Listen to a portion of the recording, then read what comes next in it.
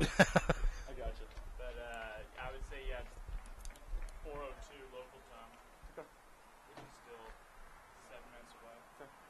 Hey, Garrett, 4:02 local time. Which is what he had kind of proposed. They're all set. Yeah, just want to make sure there's no technical difficulties, I guess.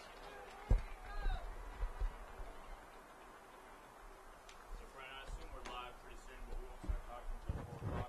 So 4-2, he said. 4-2? Okay. Well, tell, Ladies and gentlemen, Moment. would you please Yeah, direct your attention to the that's lead fine. for a special message from USA Football League. Executive Director, Scott Hollenbach. Good evening. Game Welcome kickoff to at the 4. 2013 International Bowl. We're live now. On behalf of the International Federation of American Football and USA Football, we're excited to have players that span 12 countries and 4 continents coming together to play America's favorite game. But what we hold in common is far stronger than what makes us different. We're united in our passion for a game that we all love. Football. We welcome you to the US U16 National Team vs. Team Canada, presented by Upper Deck. It's all part of the International Bowl Week here in Central Texas as we are live in Round Rock, Texas, less than a half hour north of the capital city of Austin. Lincoln Rose, along with former Princeton running back Steve Foster, very familiar with the American game. And, Steve, it's all about these days growing that American game worldwide. It sure is. And, you know, I've lived overseas. I was born overseas. Came back as quick as I could. Went to Texas and loved football since I was a little guy. But it would be great, you know, soccer not being only the only international sport, but football, as we call it, also we need to grow it because there's so many people that come and take hold of the game after, you know, kind of that prime time during the 6, 7, 8, 9, 10-year-old leagues get formed. If we can do that worldwide, you know, we'd have more of an international flair like basketball and baseball. And it is National Signing Day throughout North America, where NCAA schools officially were able to get their commitments for this upcoming season for the 2013-2014 college football campaign. So what a great day to have football once again on display. We have a doubleheader coming your way. These are the under-16 performers. In the nightcap around 7:30 this evening, we will be treated to the under-18 on display. Last night was U.S. versus the world, whereas the United States U19 squad taking on the best of the best from the IFAF, whether it be Canada, Mexico, the European countries, and more. As the United States back on the winning track as of yesterday, looking to continue that momentum on into today. Again, for the United States, this is not an all-star game. This does not count against these young men's all-star competition opportunities. Instead, this is an official international competition. It is approved by the NCAA as well as sanctioned throughout the country with all of the 50 states, as USA Football is determined to do this the right way and make this a positive experience for all of the young men playing on behalf of the United States. For Canada, slightly different situation. These are 2 select programs out of the Ontario Football Alliance that have been selected to represent Team Canada in the U16 and U18. You'll notice the Canadian players in just a moment, each wearing their football helmets from the programs they represent back home. Well, you know, it gives them an opportunity to see what you and I see a lot, and I was very fortunate to do. And to me, this is a football camp style culmination of a lot of fun during the week. And if you don't like to at any time know that all you have to do is play football, you're really not going to be a good football player. This right here is all I have to do is no schoolwork, probably some chores, but not when they're away. All they do is practice and get better at a sport, as you mentioned, is growing internationally. Today's game is brought to you by Upper Deck, proud sponsor of USA Football's under-18 and under-16 national teams.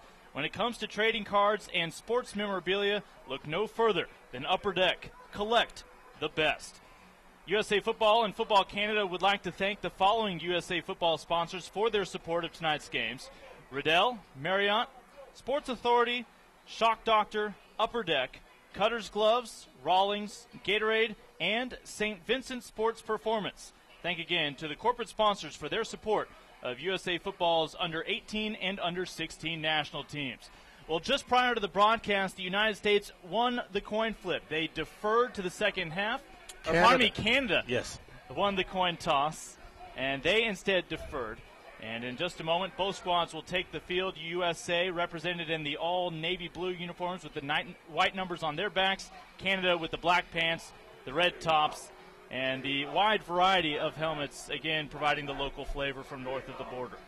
Yeah, well, it's a distinction, and, kudos. The Canucks are in red. Little tough to read for you, Link, because you have the black numbers with the white trim. I would have flipped that, but we got a great spotter with us from New Jersey, and so Matt's going to be up here with us. Look, a great day. It was raining and, kind of cooler weather-wise. I was down on the field talking to some of the guys from the Austin chapter of TASO, Texas Association of Sports Officials.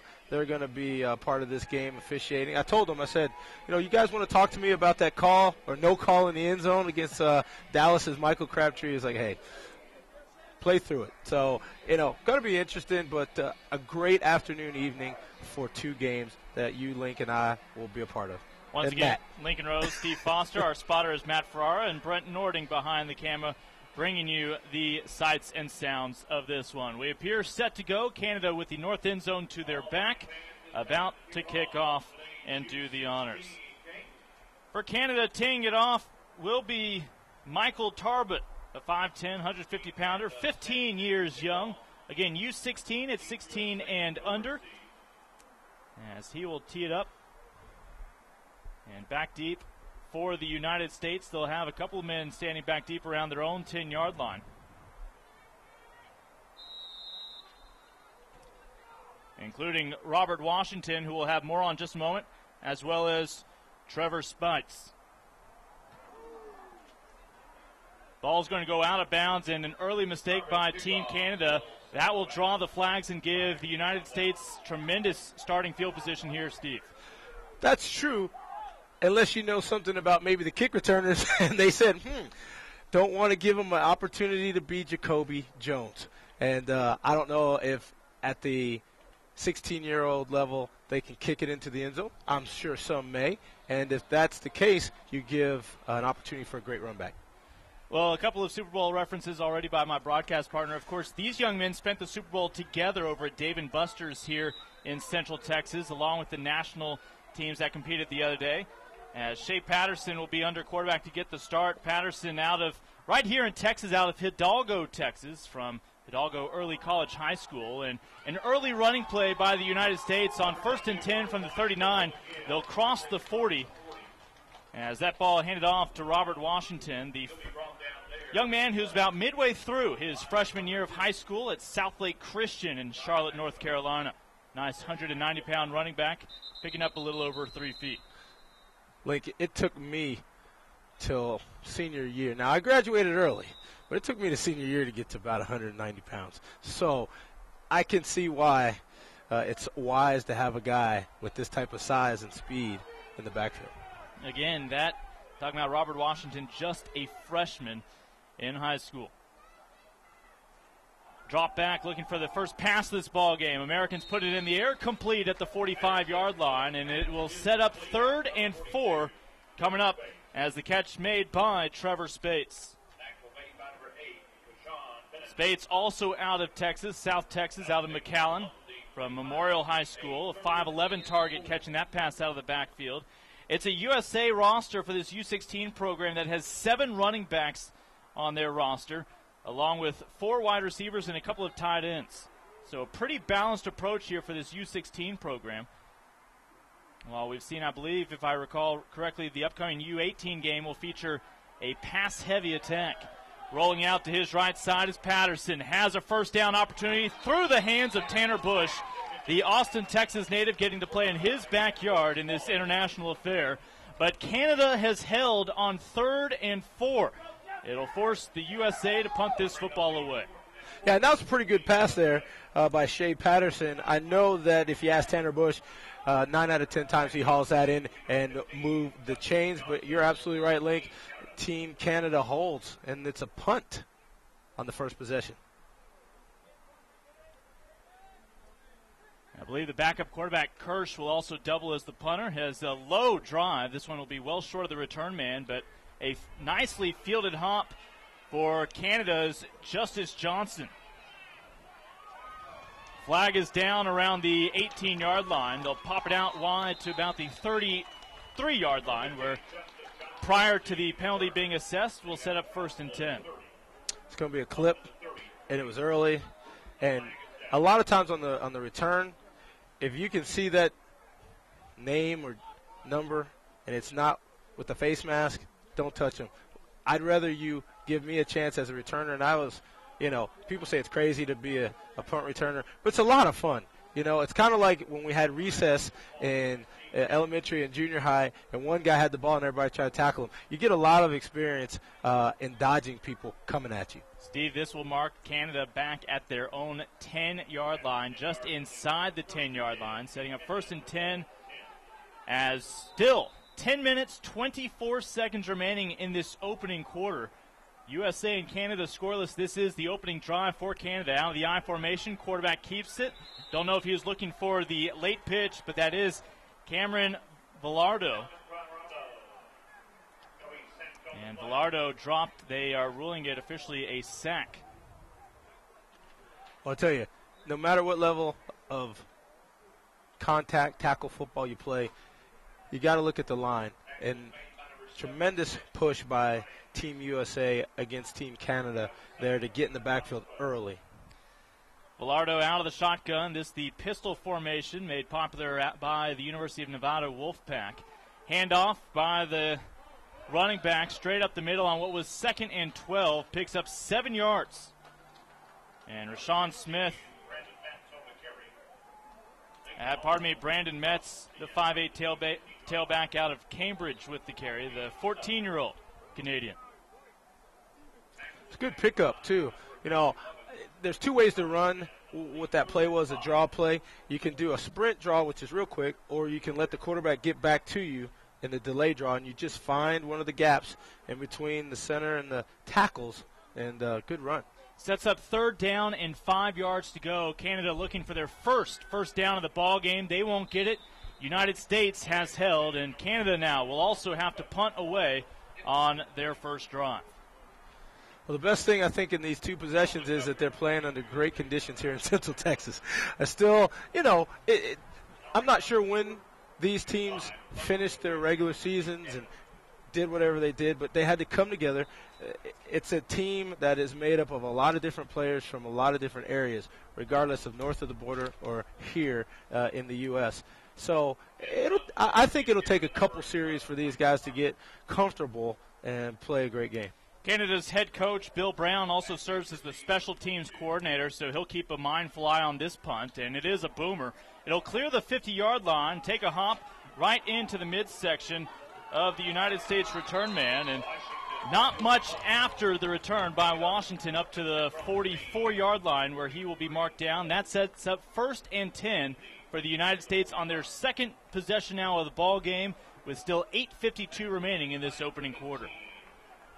Link, I tell you, the first thing that the return man should do is not let the ball just bounce and take extra yardage away from the team going to come out on offense. I think it's always a good move, if nothing else, is to stop that, even if you don't get a whole bunch of yardage forward and upfield for your team. Shea Patterson remains in at quarterback, the 9th grader out of Hidalgo High School here in Texas. 6'1", 185-pounder, will rearrange the formation, sending out one of the tailbacks out to the split-out spot to his left. He looks to pass right, 4-yard pass caught, and now looking for more. The run after the catch and a fumble. Canada has the football and is looking to pick up a little extra real estate here. Finally dragged down at the 44-yard line of the United States. I'll tell you, a little premonition there. Go ahead, Link. That ball caught and then fumbled by Connor O'Donnell. The tackle was finally made by Rashawn Smith, the tight end. As I believe Keyshawn Bennett, the 15-year-old for Canada, the linebacker, had the strip and the recovery. So what a great situation here for Canada, looking to put the first points on the board tonight with 8:38 still to play in this opening quarter. 1st and 10 from the 44-yard line. Quarterback buying time, nice protection now, rolling to his left, fires downfield, it's a bullet, and it's a first down to go with it. A 12-yard gain will march Canada down to the 33-yard line.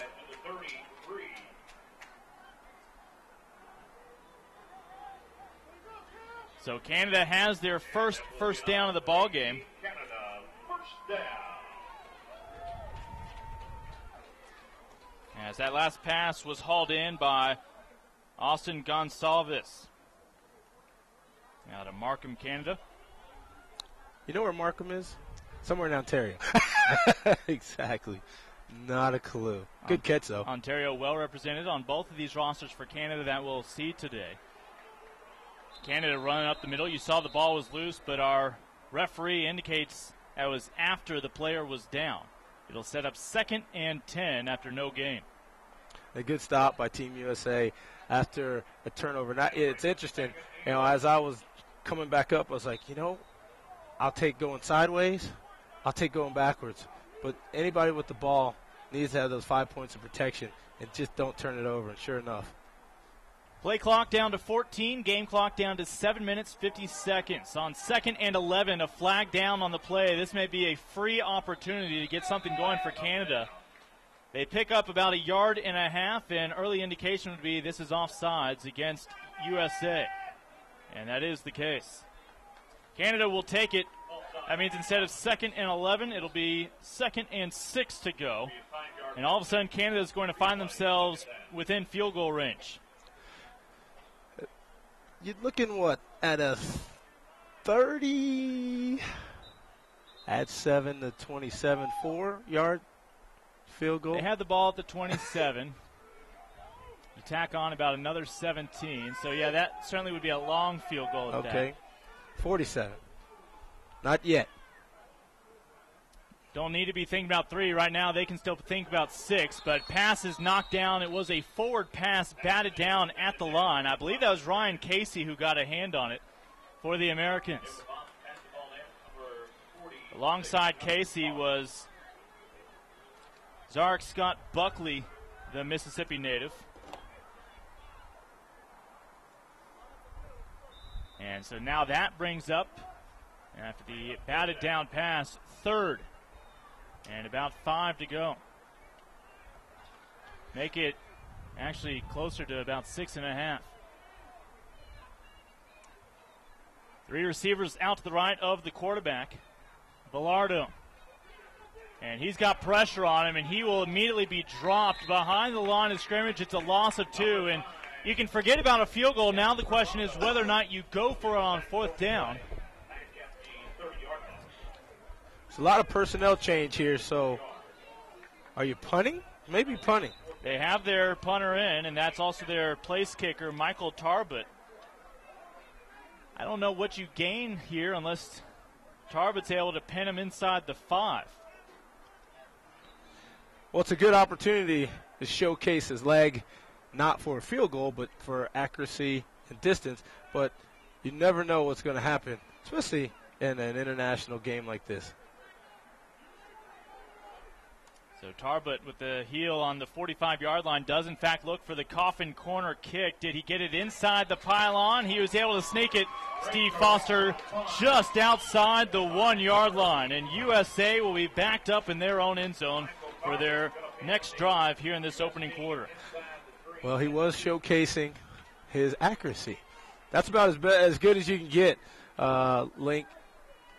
Right now, if you're Team USA, it's fire block, find a gap, 2 hands on the ball, 1 cut and go, and clearly in your own red zone, you do not want a turnover. We're 5.5 minutes into this opening 12-minute period of play. Still scoreless here in Round Rock, Texas at the Kelly Reeves Athletic Complex. host of last night's International Bowl when the United States prevailed 42-10 over the IFAF World Team. Handoff to the fullback, and this will give USA some breathing room up to the 6-yard line as they go with the linebacker playing the fullback role just for the size in Joel DeBlanco. DeBlanco, just a freshman right now in high school at Aberdeen High School in Washington State. But a successful play there. Now setting up 2nd and 6 from the 6-yard line. Robert Washington still in as the tailback. A couple of fullbacks in front of him. The quarterback remains Shea Patterson. And actually moving to his left, this is actually Harley Kirsch. Kirsch ranging out to the near sideline, and that is a first down and more out to the 22-yard line. Kirsch with that nice frame. The 9th grader at Eastside Catholic High School in Redmond, Washington. 6'3", 205 pounds. You think he has another growth spurt in him? If he doesn't really need one. I mean, right there, he can play a lot of different levels at that size. It was a good presence of mind, too, Link, to find daylight and move the chains. You'll find the rules in this international level of play mirrors that of the NCAA with the exception of the length of the quarters at 12 minutes apiece. It was 1st and 10 for the United States, and they'll pick up about a yard, maybe a yard and a half, setting up 2nd and 8. Nice little toss. I rarely, with the way you see the 3 techniques and different things like that, the guys over the ball, so big. Running off tackle and scraping into misdirection is a huge benefit now for the guys that are right next to the quarterback rushing the ball. You see the split backs framing up the quarterback here, and Harley Kirsch. Kirsch will put it in the air. Finds the receiver out to his left, and on 2nd and 8, they pick up maybe 4. Able to hit Taylor Rapp, the 5'11" target out of Seaholm High School in Bellingham, Washington. So the great Northwest here in the United States, well represented, and Canada's like, well, it's not that Northwest. The Pacific Northwest. Pacific Northwest, if you will. They may claim the great Northwest. So then that's south. Right. Exactly. Now the lone setback is Robert Washington alongside his quarterback, Kirsch. 3rd and 5. Quick release. Needs to pick up a couple more yards after the catch. Has it. First down and more for the United States. And a couple of broken tackles, and ball is on the turf. Canada has the recovery once more. So after a nice jaunt by Trevor Spates, another fumble by USA. It's great ability. And but it doesn't matter what you do to move the chains if you're going to give the ball over to the other team. Late flag flying should be a personal foul that will not have an effect on the play, but rather the starting field position on this next drive for Canada. This is the 2nd straight defensive stop by Canada, forcing a fumble and recovering that fumble. Now, they did not turn that first turnover into points. They'll try to make better on it this time around. Yeah, this is what you call a couple complimentaries, Link, because it really wasn't the defense that may have caused the fumble, but they were advantageous in recovering the fumble. I think a little too much going on. We're trying to get some extra yards is Team USA at this point. 1st and 10 for Canada from the American 41-yard line. Timeout USA. That's their first of 3 timeouts taken here in this opening half. With 3:53 to play, you're watching live coverage of the U.S. Under-16 national team versus Team Canada, presented by Upper Deck. Lincoln Rose along with Steve Foster here in Round Rock, Texas. Again, just about a half hour or less north of the capital city of Austin. It was in Austin at Burger Stadium where the U19 World Championships took place this past June. America went into it, the prohibitive favorite as the number 1 seed, but these Canadians had a little something to say about it. Canada, when it was all said and done, made it to the championship final to face the United States. Each team was unblemished going into it. Final score, Canada 23-17 over USA, giving Canada their first international gold. And for the first time, USA having to settle for less than gold.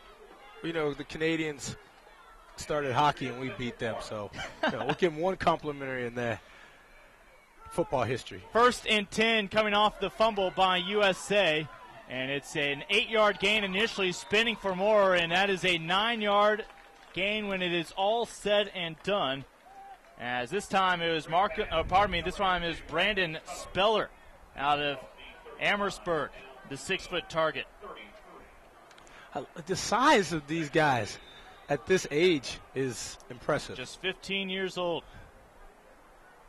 But pretty soon when he gets that driver's license, it'll read 6 feet, 180 pounds for the 15-year-old out of, again, Amherstburg.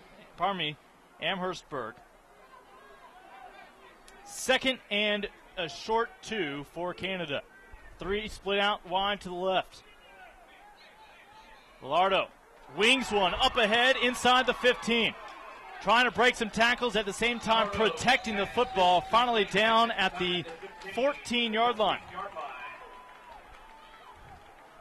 That was a nice pass. You know, I hear people talk about how you release the football and what you do, but that was right on the money, even though it wasn't, I guess, your classic prototypical passing style. Samuel Baru be able to make the catch, the 16-year-old out of Waterdown. I kind of say like baseball, Link. If you can get over the plate and no one can hit it, fine with me. That was a sidearm delivery almost. 2.5 minutes to play in the opening quarter before we switch ends of the field. We are scoreless as Canada, on their 3rd possession, 1st and 10, gets back to the line of scrimmage inside the 10-yard line down to the 9, and this will be close to a 5-yard gain, but there is a flag down in the backfield for Canada. And this flag is against USA. So clock stops, 2 minutes, 13 seconds to go in the opening quarter. Canada will take the half the distance to the goal penalty. It is 1st and goal for Canada. Our 1st and goal situation here. We'll see what the USA defense can do in response now. Well, they're going to have to win that line of scrimmage. And don't let Team Canada walk in. I wouldn't be surprised with the success that you see. Even though a fullback's in the backfield, you may have a one-man pattern. Villardo under center. Handoff up the middle. The cut back inside, and Canada, the first on the board. It is 6-0 with 1:50 to play in the opening quarter, and an extra point pending, as it was Javonte Stanley out of Brampton able to punch it in. It's a good play. I would always advocate having the fullback when you're running the ball. I know you have these spread and these read options and things like that, but there's nothing finer than a great blocking fullback. And right there, excellent play off tackle right side for Team Canada, 6 points. First chance for Tarbert to put a point on the board. The hold low, but Tarbert able to atone for it, splits, and it is 7-0 Canada out on top. So Canada coming off the confidence of these summer games here in Austin this past June. Now, with regard to the International Bowl that was played yesterday, that used to be a format back in 2009 where USA played 3 games. They beat Canada that year 41-3, France 78-0, and Mexico 55-0. But this now was the 4th straight year where it's USA versus the world. Last year, an ominous ending as the U.S. would for the first time lose to the world 35-29, and that would ultimately set up the United States coming up just short in the World Championships this past June. USA's defense early in this contest looked like they were going to get the future of USA football back on track, but a couple of costly turnovers, the most recent by the United States, leads to a touchdown. Absolutely, and it's just, you got to understand, a turnover takes away your opportunity, gives somebody else opportunity, gives them momentum. It's the one thing that you really don't want to see. Even penalties you can take better as a football team than a turnover. 1:50 to play now in the opening quarter. 7-0 Canada out on top. This ball fielded inside the 20 and trying to atone for that fumble and looking for a highlight run here from Trevor Spates. And for Spates now, simply a mass celebrate. Trevor Spates takes the kickoff all the way to the opposite end zone. And now we're talking about what? 7-point deficit. USA is back within one. Well, you wondered why the kickoff was as it was at the beginning of the game. Link, it's much better to have them start at the 39. You can make your second Jacoby Jones reference if you want. I'm just going to let it go. That was not 108 yards long, but Spates. The only problem with that return, Steve, the USA defense is about to have to go back out onto the field after a couple of quick turnovers by the offense. Now all of a sudden a quick special teams change. USA defense is going to be getting their money's worth out of their minutes here tonight. Yeah, they will, but they're energized now because all of a sudden the deficit's erased. And if you're a defensive coordinator like I would do, I would certainly give them an opportunity for some blitzing. Play clock was winding dangerously low, but Tanner Bush from right here in Austin at the Regent School, the ninth grader, able to split the uprights. And 13 seconds later, we're tied, a touchdown apiece. Yeah, and I don't think number 42, Trevor Spates, would have been down in flag football. I don't think he got touched by anybody. And he was the last Team USA rusher to put the ball on the turf here in Williamson County in Central Texas, and now he has made up those 7 points. Yeah, Trevor Spates went from the south end zone to the north end zone, and of course Spates from South Texas. That was basically him just hopping on I-35. No need for any access roads. Straight here to Williamson County into the end zone. Absolutely he did. So now the United States will get to test their kickoff coverage. So do you still believe in the pooch kick? Kick it out of bounds if you have good returners? I believe you can outthink yourself at times. Canada has yet to have a long field ahead of them since that opening possession. That was their only possession that did not begin courtesy of a United States turnover. Canada only has one man deep, so perhaps the trust is not completely there. As Justice Johnson, the lone man deep, it will only make it to Johnson off of a hop.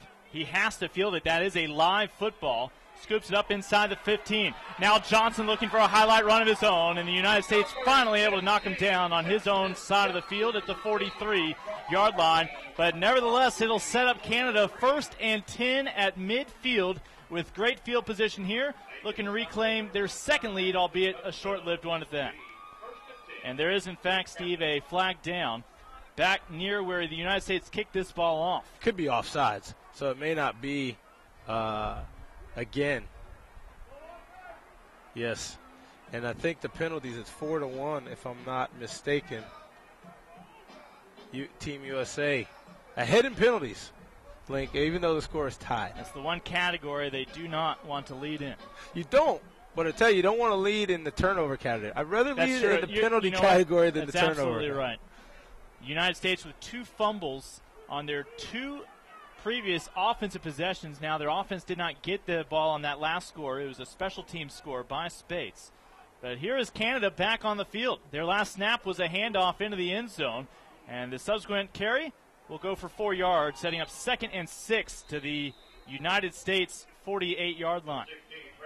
I saw the ball stripped. Now, it's always interesting what the Zebras call because, to me, that progress hadn't been stopped. You know, I give these guys a hard time, Link, during the regular season. And right there, I thought, you know, you don't have replay in this game. But I saw it from the side. That ball was on the turf prior to progress being stopped and the whistle being blown. But that's just me. Clock is running with 2nd and 6 coming up inside of 50 seconds now for Canada before we switch ends of the field. If we were to switch right now, wouldn't be much switching needed. As now 40 seconds and counting down as 3rd down coming up for Canada. United States, for the most part, has had a strong showing defensively considering the amount of minutes they've been out there on the field. Their lone score was allowed on a short field on the last possession to Canada, as we are currently tied 7-7 here in Round Rock, Texas, just north of Austin, with 17 seconds and counting down. Play clock is a second behind, and so as a result, Canada is not obligated to take a snap here. On 3rd and 6. They'll run a play, but a false start drew the United States offsides. And this is going to back up Canada 5 yards, and they may have been better off just not snapping the ball before the end of the first quarter. There's 3 seconds remaining. Now they must run a play. Yeah, and, as I mentioned prior, not a bad day weather-wise.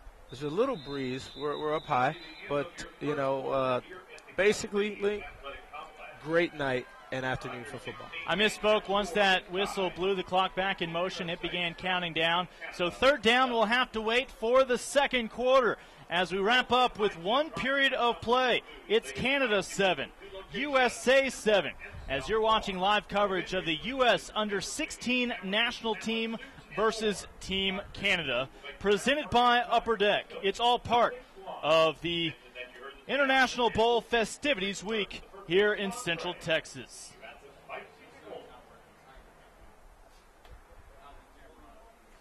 Here's another USA football trivia question. Which college has the most Team USA commitment? Is it 1, Texas, 2, Texas A&M, or 3, Oklahoma State? The answer is Oklahoma State. And a manageable one. Here's the 10-yard line. Yeah, you had nice pursuit, and somebody down here on the turf. Santino Martial with the individual who is currently down, able to prevent that first down, but right now the trainer is coming out to check on him. Actually, I'm not sure who that number is. I saw Santino run off the I was going to say, when you get good pursuit to the ball, and, defensive guys, it's a different mentality. They blow everything up. And sometimes their own guys are in that, sight line. And so looks like the coaches might be asking for something there, but sometimes it's best just to lay down, let them talk with you, see and investigate before you just pop up. And a lot of times people think, well, he's just laying down there. No, this isn't basketball. And I don't want to get on those guys, but it's best when you got 20 pounds of equipment on to figure out what's going on first and then make a move. And I want to correct myself, Lauren Mondi, the defensive tackle out of Danny Jones Middle School up in the Dallas area at Grand Prairie, Texas, is the individual able to get back up, and glad that he is able to walk off under his own power. Yeah, he got caught up in the defensive backs coming and pursuing, and sometimes, like I said, they just blow everything up, and their own guy sometimes happens to be one of the casualties. A battle over 36 inches coming up here on 3rd and 1 from the 10-yard line for Canada to keep this drive alive, trailing 9-7 to USA with 6.5 to play till halftime. Handoff to the fullback. First down for Canada, and they will move the sticks as we approach the 6-minute mark. It's a good play to get Team Canada out of the shadows of their own end zone and goal post. And now a first down. And a good fullback that can block and do the little things, link, and hold on to the ball. Good move. So first down for Canada. Again, they have the ball by means of intercepting the United States on the last drive for the red, white, and blue. Hand off to the tailback. And nice speed on display. It's another first down carry, this time 11 yards on the ground. As Brandon Metz, the 5'8" scat back, able to quickly hustle upfield. I like how Brandon Metz got to the hole and then just made one move and just make it a foot race. The offensive guys, they have to protect the ball, but you don't have to be real fancy to be highly effective. And right there, as you mentioned, great cut there and pick up by Brandon Metz. Metz out of Cambridge, just 14 years old. Out of the pistol. Looking downfield, looking for a big payoff, but has just overthrown his receivers. There were 3 red jerseys in the area with just 2 defenders back deep. So the clock will stop, 5 minutes, 23 seconds remaining, and there's a flag down around the original line of scrimmage. And I'm not certain what that is, but it looks like it may be procedure because they're aimed in team can't up. Legal man downfield. An eligible man downfield. And that may have been a receiver who was covered up. I guess if you're ineligible, you're also illegal, right? Technically. You're the guy who's at the state capitol. Have they voted on that yet? Stay away. I stay away from there as much as I can. I formation, quarterback under center. The handoff on 2nd and 10. A 2-yard gain, falling forward. As Javonte Stanley, the 5'7" running back out of Brampton, picks up 2, setting up 3rd and 8. We're getting close to the 5-minute mark. United States with a kickoff return for a touchdown, an extra point, and a safety. 9 points to their name, while Canada 7 points on a short carry across the goal line, which initially gave them a 7-0 advantage. But we're talking about United States. Their offense has yet to score. It's been special teams and defense thus far. Defense trying to give the ball back one more time. On this 3rd down stop, it's an incomplete pass, almost intercepted, but that will force a punt coming up. In on the coverage was Jonathan Pollock out of Orlando, Florida, who attends Dr. Phillips, the 5'11" linebacker. Good break on the ball there. As a pass goes, when you make it to the sideline, you have to be a little bit more careful because that usually is the recipe for a pick 6. And I don't want to call that errant. I just think it was thrown a little late. And Link, great, as I said, break on the ball by Team USA with an opportunity for an interception. Well, Tarbut has had a masterful punt down to the 2-yard line, but also as Canada's going to think this one over, Canada calls a timeout. Play clock was getting dangerously close to 0. 4:36 to play. Canada about to punt this football on 4th and 8. But they are mindful of how well the special teams unit has played for the United States. Right now, it's Robert Washington back there to return, the Charlotte, North Carolinian, on this punt. He had a nice return the last time, and we'll see if he can once again set up the United States with some nice field position here and look to, again, perhaps get their first points on offense and add to a 9-7 lead. Yeah, it's very interesting when you have 9 points, more than one score and no touchdown. Well, we mentioned this morning. By the offense. Kicked off National Signing Day, yes, by the offense. And that included for the USA Football National Signing Day breakfast over at the nearby Renaissance Hotel, as almost every single U19 performer from last night was able to fax in their future to some happy coaches throughout the country. Xerox will be alive and well. And then even some U18 players who we'll see tonight. And as we noted, there are some verbal commitments, non-binding, by some of these young men who we are seeing for the United States here. But these letters of intent, colleges aren't only recruiting Americans here out of the USA. Canada, very much a factor. American Samoa, certainly factoring into things, in particular along that Pacific West Coast. Yes. But American football continues to spread, as we certainly saw on display this past June when Team Canada won their first U19 World Championship.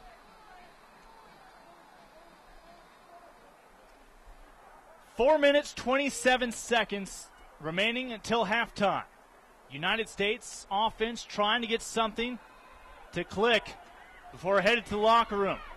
And it's a slide, picking up 8 yards on the ground. They'll mark him down at 7. You whistle the quarterback down on a slide, that time being Shea Patterson, the moment they begin their slide. And for the defender there, just too late to pull up on the hit, the reason for no flag. Well, good mobility and good presence to keep your shoulders squared to the line of scrimmage, looking downfield.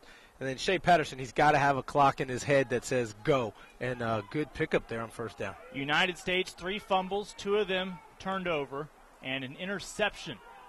This time Washington has the first down, cuts inside, looking for the sideline and room to run. down at the 25-yard line where he's forced out of bounds. That stops the clock with 3 minutes, 41 seconds as his USA squad leads 9-7 right now, ahead of Canada. 9 unanswered points by USA. They've had chances to make it a 2-possession lead a couple of times. But again, 2 fumbles lost and an interception have helped keep this game a bit closer.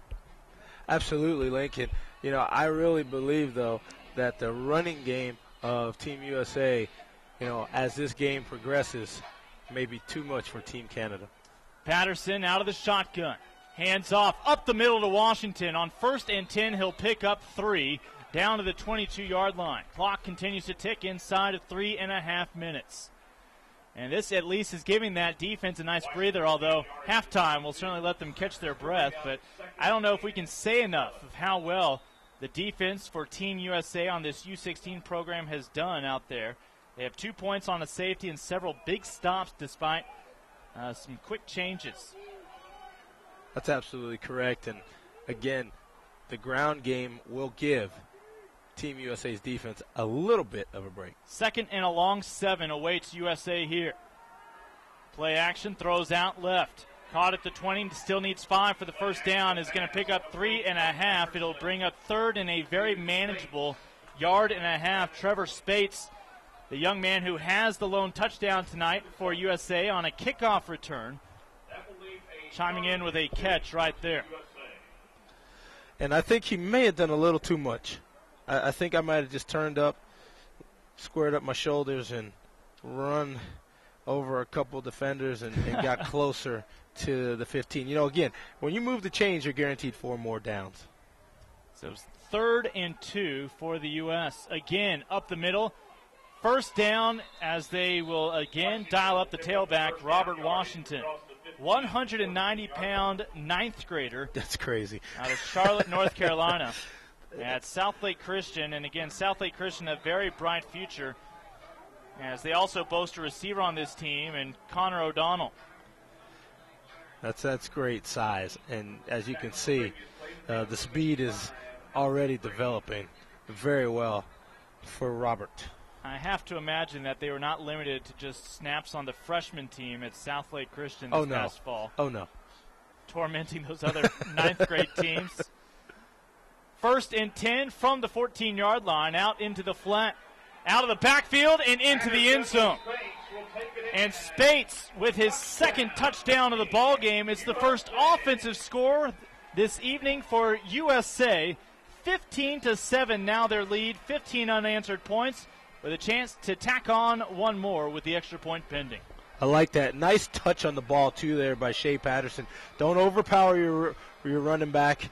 Just make sure you can drop it down to him, and not a lot of time wasted by Mr. Spates there.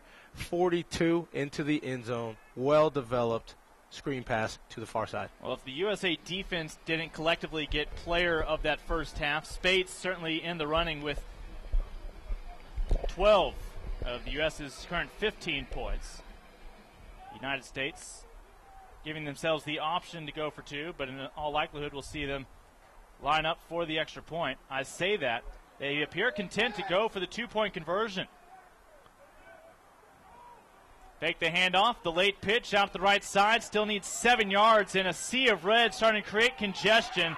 And there will be no more points awarded to USA as Tanner Bush stopped well short, 6 yards shy of 2 points, and the score remains United States 15, Canada 7, with a minute 43 to play. U.S. was trying to make it a 9-point ball game as opposed to just an 8-point ball game, the difference being 2 possessions or just 1 possession. Instead, their lead currently sits at 8, and no, let me backtrack there. 10. They were trying to make it a 10-point lead, which gives you no benefit whatsoever. Touchdown and a field goal, of course. Right. That time just outthinking themselves. It's like when you see guys running and they say the turf monster got them because they did one more cut. I think that was one more thought process that probably just could have been shelved, and you just take the PAT and be 16-7, and you're right. Be up 9. Instead, a minute 43 to play. The United States does have an 8-point lead, but Canada plenty of time, you'd think, to perhaps put a final score on the board here in the opening half. But a well-rested now United States defense will take the field in just a moment after this kickoff. You know, if you really wanted to rest them, you could have called timeout before the PAT and just said, but you know what? If there's a turnover, you want to have at least one in your back pocket too, Link. United States has just one timeout remaining. Canada has 2 of the 3 allotted to them in each half. Canada continues to just send one man deep. And United States will pooch this up to that front line of defense, hauled in, demonstrating nice hands. It'll be 1st and 10 for Canada as they start at their own 42-yard line, so they will need to march 58 yards if they are to put their second touchdown on the board. The last 15 points have gone the way of USA, as Canada with another individual down. This time for Canada, that young man is Austin Gonsalves out of Markham. As Austin, with that number 14 on his back, getting attention again from the trainers. And we haven't had to talk about cramping yet. That was certainly a problem in June here in Texas during the World Championships. And most people coming down from Canada probably aren't thinking, well, the first week of February, probably cramping is not going to be a huge issue. But winter has pretty much ended here in Texas. At least today. It ran its full course of about 2.5 weeks. Yes, and tomorrow is supposed to be 78 degrees as well. So that's pleasant day for a football game. USA Football needs to provide us with some parkas if that's the case. Right now, again, the young man able to pop up again. Gonsalves will limp back to the near sideline, but glad he's able to do so without any assistance. Canada has the football. It is 1st and 10 on their own 42-yard line. And again, all Team USA needs to do now is to keep that same penetration across the defensive line of scrimmage into Team Canada's backfield, and this minute 43 will not be of any adverse effect to Team USA. It's a rare occasion that Canada has not taken their first snap on their own 1-yard line. Quick release, timing pattern, caught inside the 45, backtracking, trying to give up some room to gain a long haul. Along the far sideline, finally out of bounds at the 32-yard line, Justin Johnson, the 5'8 receiver, able to elude tackles and runs from sideline to sideline. Well, I tell you, he was the most polished receiver I saw when Team Canada was in warm-ups, and that was a nice use of blockers in traffic to come all the way around. Most of the time you don't want to see that, but I tell you, that was a great move by Justice Johnson because he got back to the sideline, the far sideline, and picked up extra yards. Added bonus, getting out of bounds, stopping the clock with 1:32 and saving both timeouts for Canada. Quick fire release, 5-yard gain, make it a 4-yard gain, nothing more, and we may have a roughing the quarterback penalty coming up. Our referee will stop the clock. Palms are in the air for the American, who I believe will be the guilty party in Sawyer Lemoy. And just a late hit on the quarterback as they'll walk off the yardage in just a moment with a first down for Team Canada, who's taking very little time off this clock to gain a lot of real estate here at the Kelly Reeves Athletic Complex, home to Round Rock Independent School District, just north of Austin. The World Championships this past summer played at Burger Stadium, a much older facility in the heart of Austin. 1st and 10 for Canada inside the red zone. For just the second time this ball game, they're 1 for 1 today with a touchdown. That came on, I believe, their second possession of the ball game back in the first quarter. They punched it in on the ground. Still with 2 timeouts to work with, 1:23 and counting down.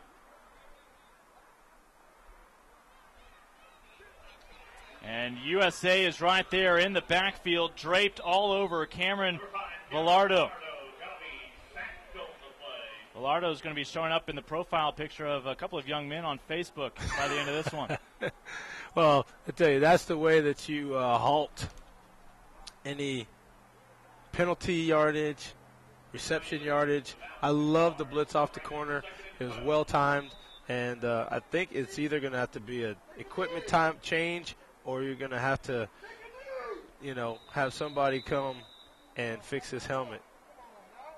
An equipment problem, as you see again, the concerns with the helmet. 44 seconds remain. Canada with a great opportunity to potentially tie this ball game going into halftime, trailing 15-7 right now. It's going to be 2nd and 13 after the sack coming up. Is there any substitution or no? They use a timeout. Okay, it is now a they can timeout, get right. Canada. All right. Again, Canada wearing the red, white, and black. United States, predictably, the red, white, and blue. Red is subtle on these navy blue uniforms. But they are coming off watching the U19 team perhaps reclaim the standing that they thought they should be with the win over the world team last night. 42-10 back on the winning track after last February losing for the first time ever in that competition. You're gonna lose one. You're gonna lose one every now and then. Well, and it may get out the way early. It may prove to be one of the best things ever to happen for them. Last year, a wake-up call. 2012, also with the silver in the World Championships, and now perhaps prompting friendlies like this, getting more experience in growing the game while you're at it. 2nd and 13 with 44 seconds to play. Just one timeout remaining. You cannot take a sack. Canada is dumped back at the 33-yard line. Well, I'll tell you. Lonnie Powell among those applying the pressure for USA. Clock is down to 25. Canada has just that one timeout left. Clock now down to 20. And they'll spike the football to stop the clock. 18 seconds remaining. So you've wiped out any chance really of a field goal try here on 4th down. They'll look to heave it into the end zone. Well, again, when you see penetration by Team USA on the line of scrimmage, good things usually happen for Team USA, not so much for Team Canada.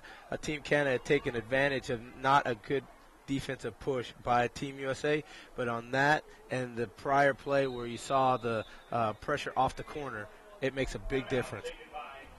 Canada's final timeout now burned. Remember, a roughing the passer call against the USA gave Canada a 1st and 10 from the 15 of the Americans.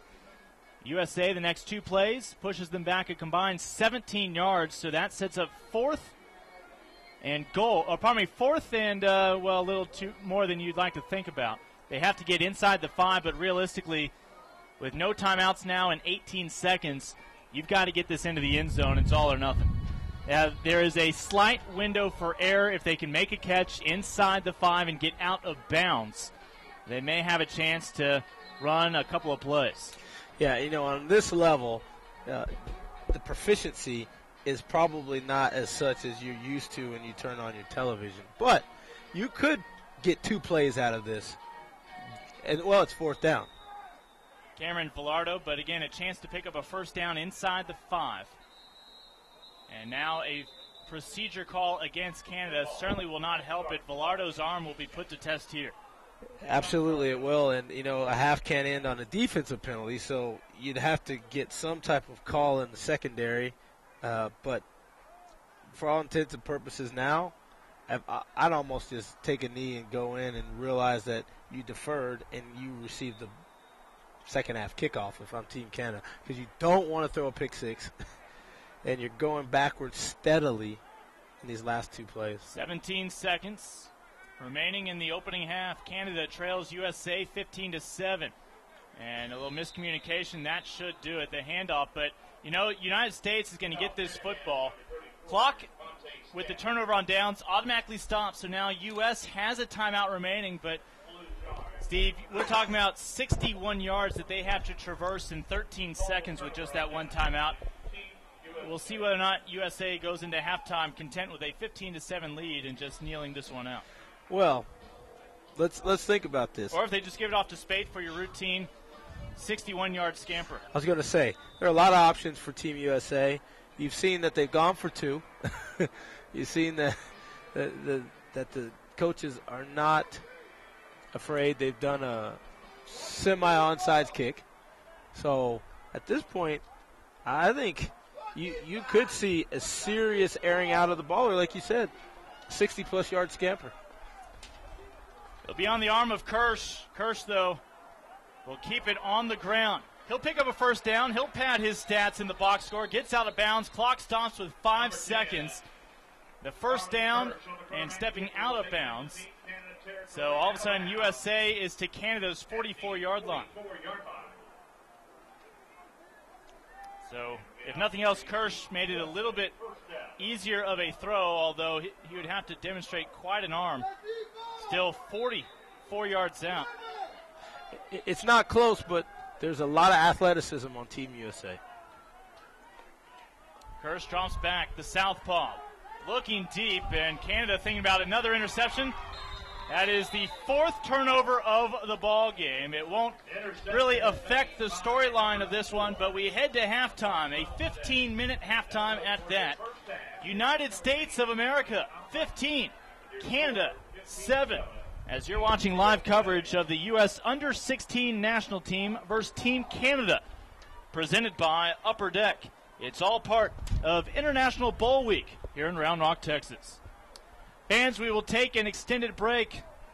Mark your clocks, about a 10-minute break to head to the kitchen. Get any snacks you need for the second half. When we come back, Steve and I will get you some first half stats and be ready to go for the second half of action between USA and Canada.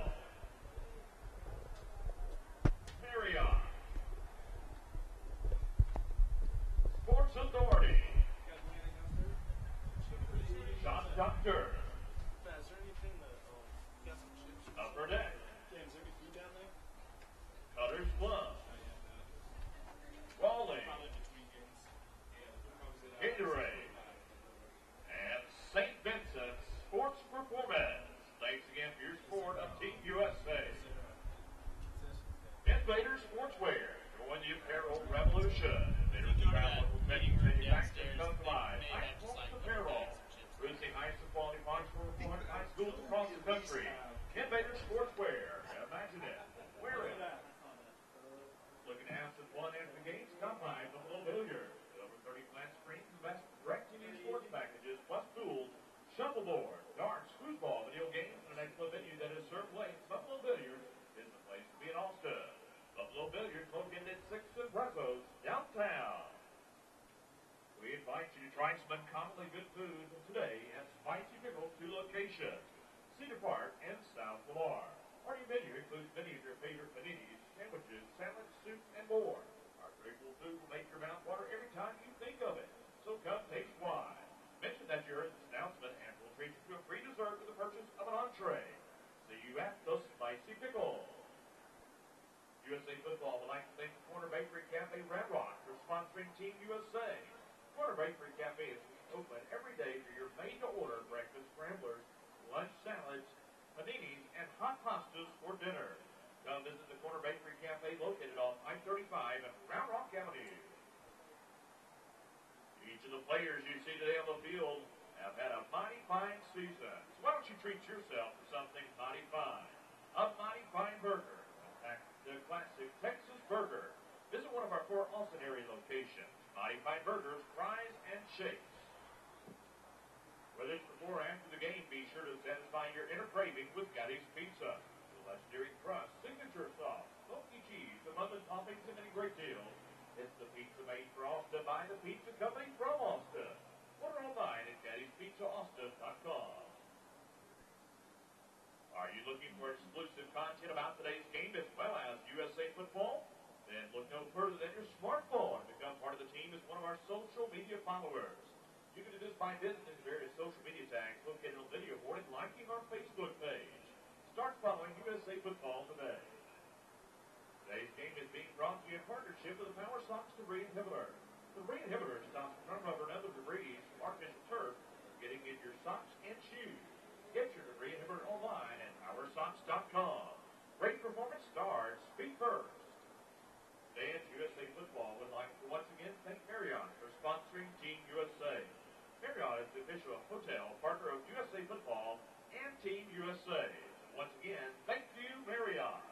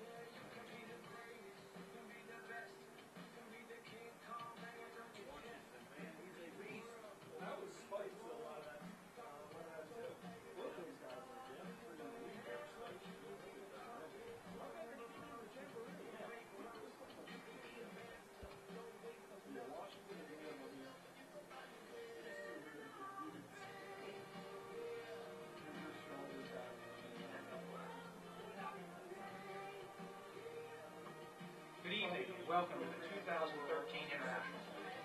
On behalf of the International Federation of American Football and USA Football, we're excited to have players that span 12 countries and 4 continents coming together to play America's favorite game.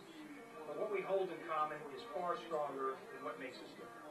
We're united in our passion for a game that we all love. Football, American football, more than any other game, is steeped in timeless values like discipline, sacrifice, and responsibility. These qualities are universal. They propel us to lead and work together off the field as well as on it. Tonight we compete and we also celebrate. Best of luck to all the players and coaches. Enjoy the great game.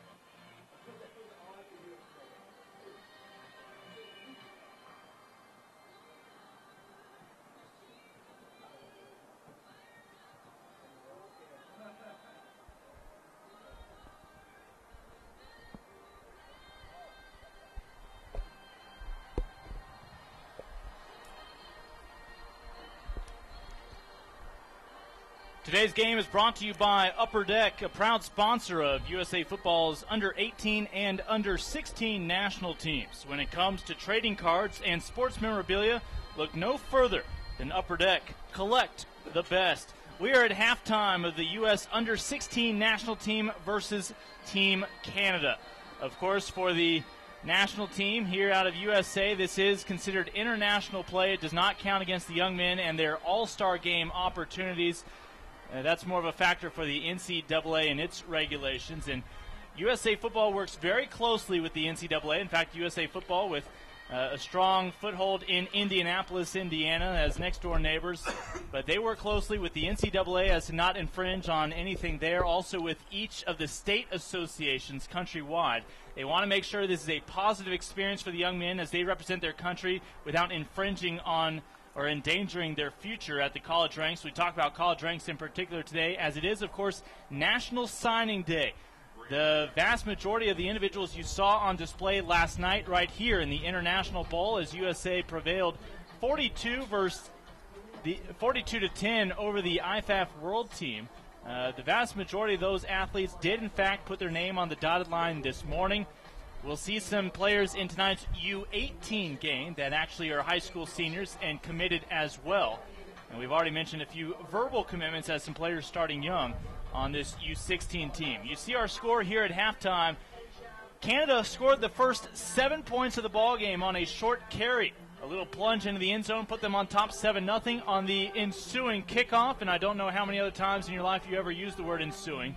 But 15, 7 points, including a Spates kickoff return. Spates would add another touchdown on offense as well, making a catch out of the backfield. You sandwich a safety in between and a failed 2-point conversion at the end of it all, and that is how you get 15-7, USA out on top. Lincoln Rose, along with Steve Foster, as well as our spotter Matt Ferrara and Brent Nording behind the camera here this afternoon and this evening for our doubleheader. And, Steve, it's been entertaining so far as, you know, we talk about growing the American football game, something USA Football and IFAF are charged with. People here will say, well, how far are you growing? That's just USA and Canada. You're just hopping across the northern border. But really this past summer, it was really on display. It really touched home when you saw the amount of impact that you've had in Europe as well as Australia and throughout the globe. No, that's absolutely correct. It's not just the good old USA, and it's good to see others participating. I mean, in the NFL, you've got the guys that have converted from Australian rules. They've come in as punters, and now you're seeing international players coming in. You know, it's not as frequent as you would say maybe basketball or baseball, but you're getting a couple skilled players that have done well outside of the United States, and you know, I think it's great. You know, so many folks talk about soccer as being the world sport and different things. But I think excitement-wise, you can grow USA football, and you can grow, you know, both games already in Europe are sold out that the NFL has already said they're on the schedule. So to me, that tells you that there's not just an interest in soccer internationally and over across the pond. Economics obviously has a large impact on the growth of a game. Soccer widespread, basketball able to spread as you need a ball and a hoop. For football, when it's full contact, the expensive pads and helmets, you see that ultimately can slow the growth in some areas. We saw some islands represented who really the quality of helmets they're playing for, often they'll be sharing helmets with one another that don't properly fit one another. They just have to add extra styrofoam inside or something to keep it snug. But hope a little more than styrofoam, Link. Oh my goodness! You say that, but USA Football and IFAF are doing a great job not only spreading the game but spreading elements of safety and making it more accessible throughout the globe. USA Football and Football Canada would like to again thank the following USA Football sponsors for their support of tonight's doubleheader: Riddell, Marriott, Sports Authority, Shock Doctor, Upper Deck, Cutter's Gloves, Rawlings, Gatorade, and St. Vincent Sports Performance. Thanks again to the corporate partners for their support of USA Football's Under-18 and these Under-16 national teams. Team Canada has already made their way out of the locker room. Again, Team Canada, the two squads we'll see today are actually composed of select teams from just north of the border out of the Ontario Football Alliance, charged with putting teams out there to help represent their country. They actually refer to their U16 team as a U17 team. If you compare the birth dates, it is comparable to USA's U16 program, just has a different moniker with a different long-term goal perhaps implied by the name. And same can be said, tonight we'll see Canada's U19 selects against the U18 national team for the United States, but we'll be referring to it as the U16 and the U18 games, as, again, in terms of age groups, pretty much the same. Yes, and, I still think there's an advantage because of the time that you'll see from the USA team collectively, many more practice hours and most likely seasons for the USA players. But it's great to see that there's enough interest, Link, that you can put together teams, even in Canada, that want to come down and compete. And, somebody in last year, they could make a movie out of it or a book, come down here and all of a sudden beat Team USA. It is a great accomplishment for Canada to do that. And it shows you not just commitment, but the desire for these young men to come and play this game that originated here in the U.S. Again, we mentioned it in the first half, and in fact, we invite you to relive it, especially those of you north of the border. We're talking about the World Championship that Canada won at the expense of the United States this past June, as there are all sorts of ways that game can still be replayed, as can all of last summer's World Championship games involving the USA and Canada. If you go to the YouTube page, the same place where you're watching this game stream live, we invite you to open a new window instead of deviating from the window you currently have open with us talking to you. But why don't you go ahead and just bookmark the YouTube page. It is youtube.com/USA Football TV. Not only can you watch replays, but you can actually go back and watch some features from this past week on the USA Football junior teams. If you want to follow them throughout the year on Twitter, simply follow them at USA Football. And, of course, they are on Facebook as well under, conveniently enough, USA Football. But a lot of content. Leah and company do a great job with the videos, the photos, and we talk about this evening's doubleheader presented by Upper Deck. All of the USA players and all of the Canada players will have an Upper Deck playing card made for them and distributed of them. Tremendous. So, I like that. Absolutely a great experience for all these young men. Well, Link, you and I are also collectors, even though we're announcing and even though we played the game before. It's cool to have your own card, and I've seen the cards behind us there. A very nice touch to this event. The announcers make the cut? Hey, why not? I've seen, these days. Those would be the cards that people put in their bike spokes still. No, but we should be an insert card. There you go. Special card. Maybe if we get traded, they'll add us to the updated set. Okay. Well, you might have noticed all of a sudden slightly overcast skies as shadows completely engulfing the field down below. A short kickoff fielded at the 31-yard line. Canada, who deferred in that first half after winning the coin flip, will start with 1st and 10 from their own 40. Both teams on their final possessions in that first half, really not much doing, including officially an interception thrown by U.S. And so, of course, United States, 2 fumbles lost, 2 interceptions, and yet they're leading 15-7. Canada has yet to turn the ball over. Well, kudos to Canada.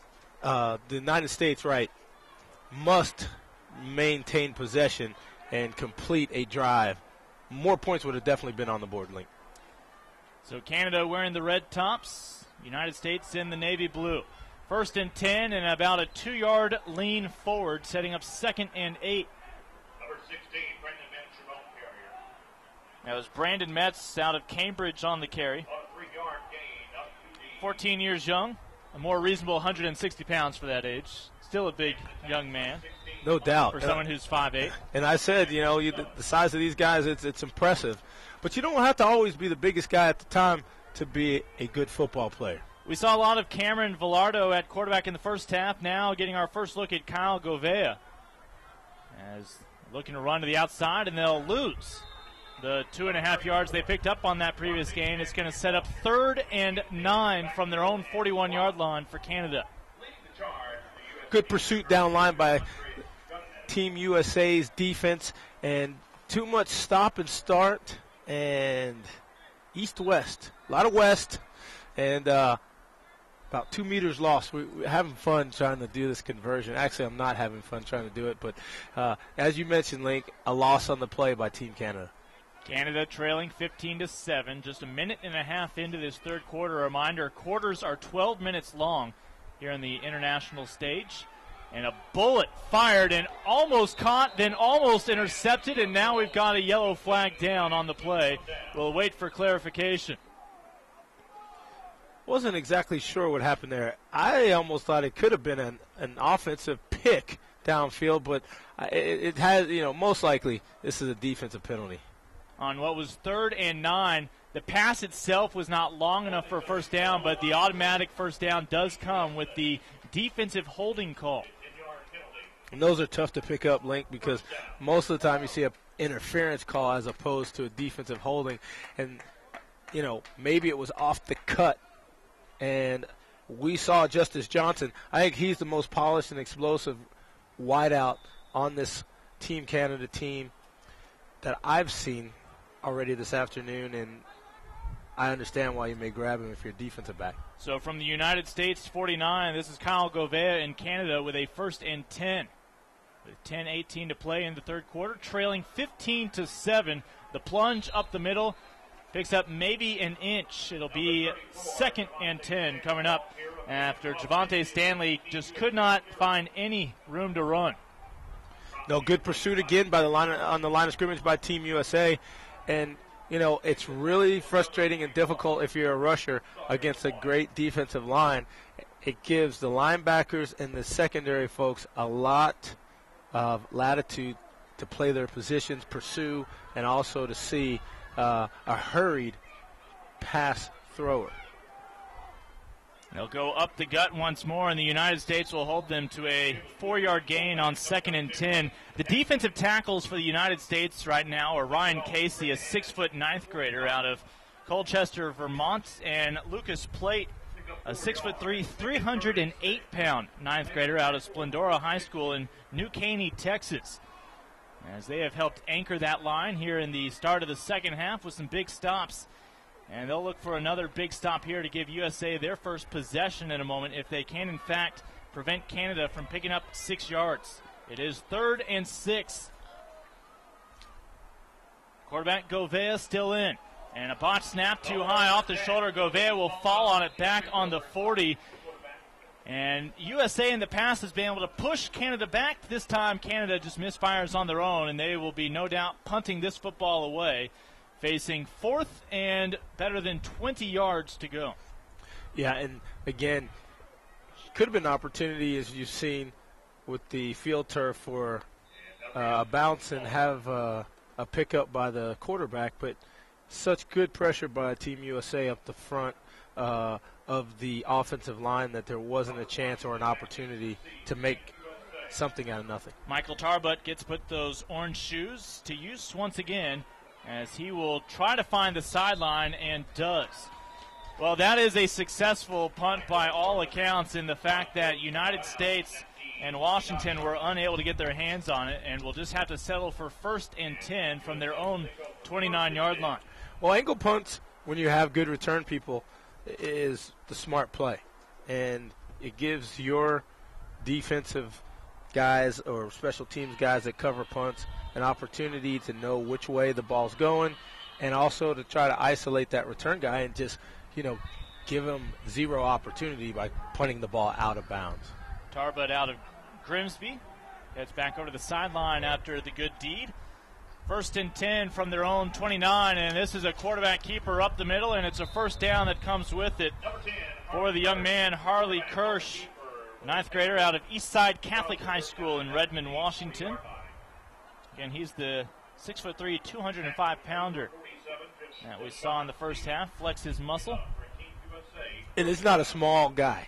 So I tell you, tackling him is not going to be fun for Team Canada, especially the way he maneuvers through traffic.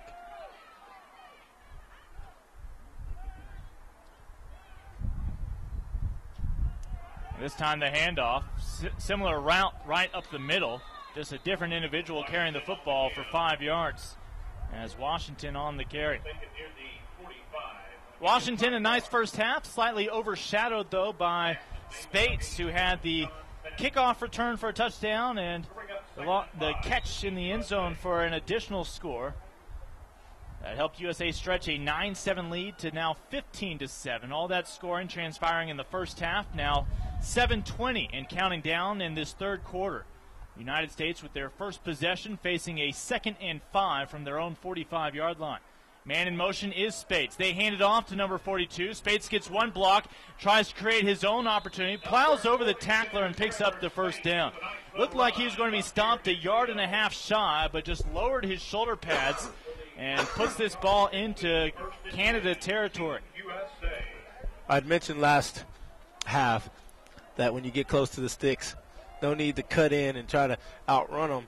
If you get your shoulder pad square, you can usually get that running lean. And I was going to say running back's lean, but you can get it if you're a wide receiver or a quarterback as well. And your momentum will give you that extra yardage. 1st and 10 from midfield, leading by 8 with 6:44 to play in the third quarter. And this time just trying to audible after the snap was Harley Kirsch in terms of plan A wasn't there, trying to figure out what exactly plan B would turn out to be, and picks up 2 yards, just keeping it, playing it safe, not forcing the issue. Yeah, I don't know what plan B was. They have good coverage in the secondary by Team Canada. Throw the ball away or pick up 2 yards. As long as you don't go backwards there, turn the ball over, I think that's a successful play and a smart play by your quarterback. 2nd and 8 for Harley Kirsch and the United States Under-16 national team. Hand off to Washington. Washington trying to get around the corner, but nothing doing. As Canada's line able to stiffen up there defensively. Yeah, anytime you can get a good push, and that was great pursuit on the edge there by Team Canada to the far sideline, you're not going to get much. And a guy like Robert Washington, we know, is an explosive back, and great pursuit, and also gang tackling for Team Canada to keep that to no gain. Levi Vokey from Hamilton among those Canadians on the defensive line right now at tackle. Balanced formation here for the United States with the running back just to the right of the left-handed QB. Eludes one tackle, picks up 1 yard on the ground, but nothing more, and it'll be 4th and 5 coming up for the United States. And they'll play it smart, play it conservative, and punt this football away. I think so. With the way that the defense is playing for Team USA, go ahead and make this a long, extended drive of 80 or more yards. You don't have to, well. Spoke too soon. Oh, no. Here comes your punter. Here comes your punter. Shea Patterson is the up back. The quarterback playing the role of Tim Tebow.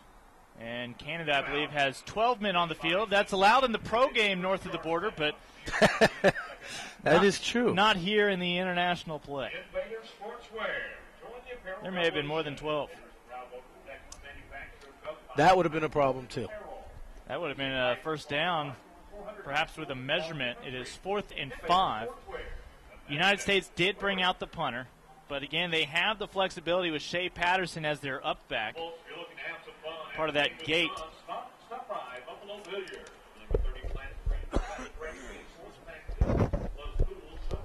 So fans, 4:45 remaining in this third quarter. Still looking for our first score of the second half. United States trailed early in this game, 7-0, but that deficit only lasted 13 seconds. Those were the 13 seconds it took Spates to return a kickoff all the way and even this one up at a touchdown apiece. You added 2 seconds. No, 11 seconds was Jacoby Jones for that's 108 right. yards down. That's right. 13 seconds was Spates with a slightly more modest return. That's right. That's right.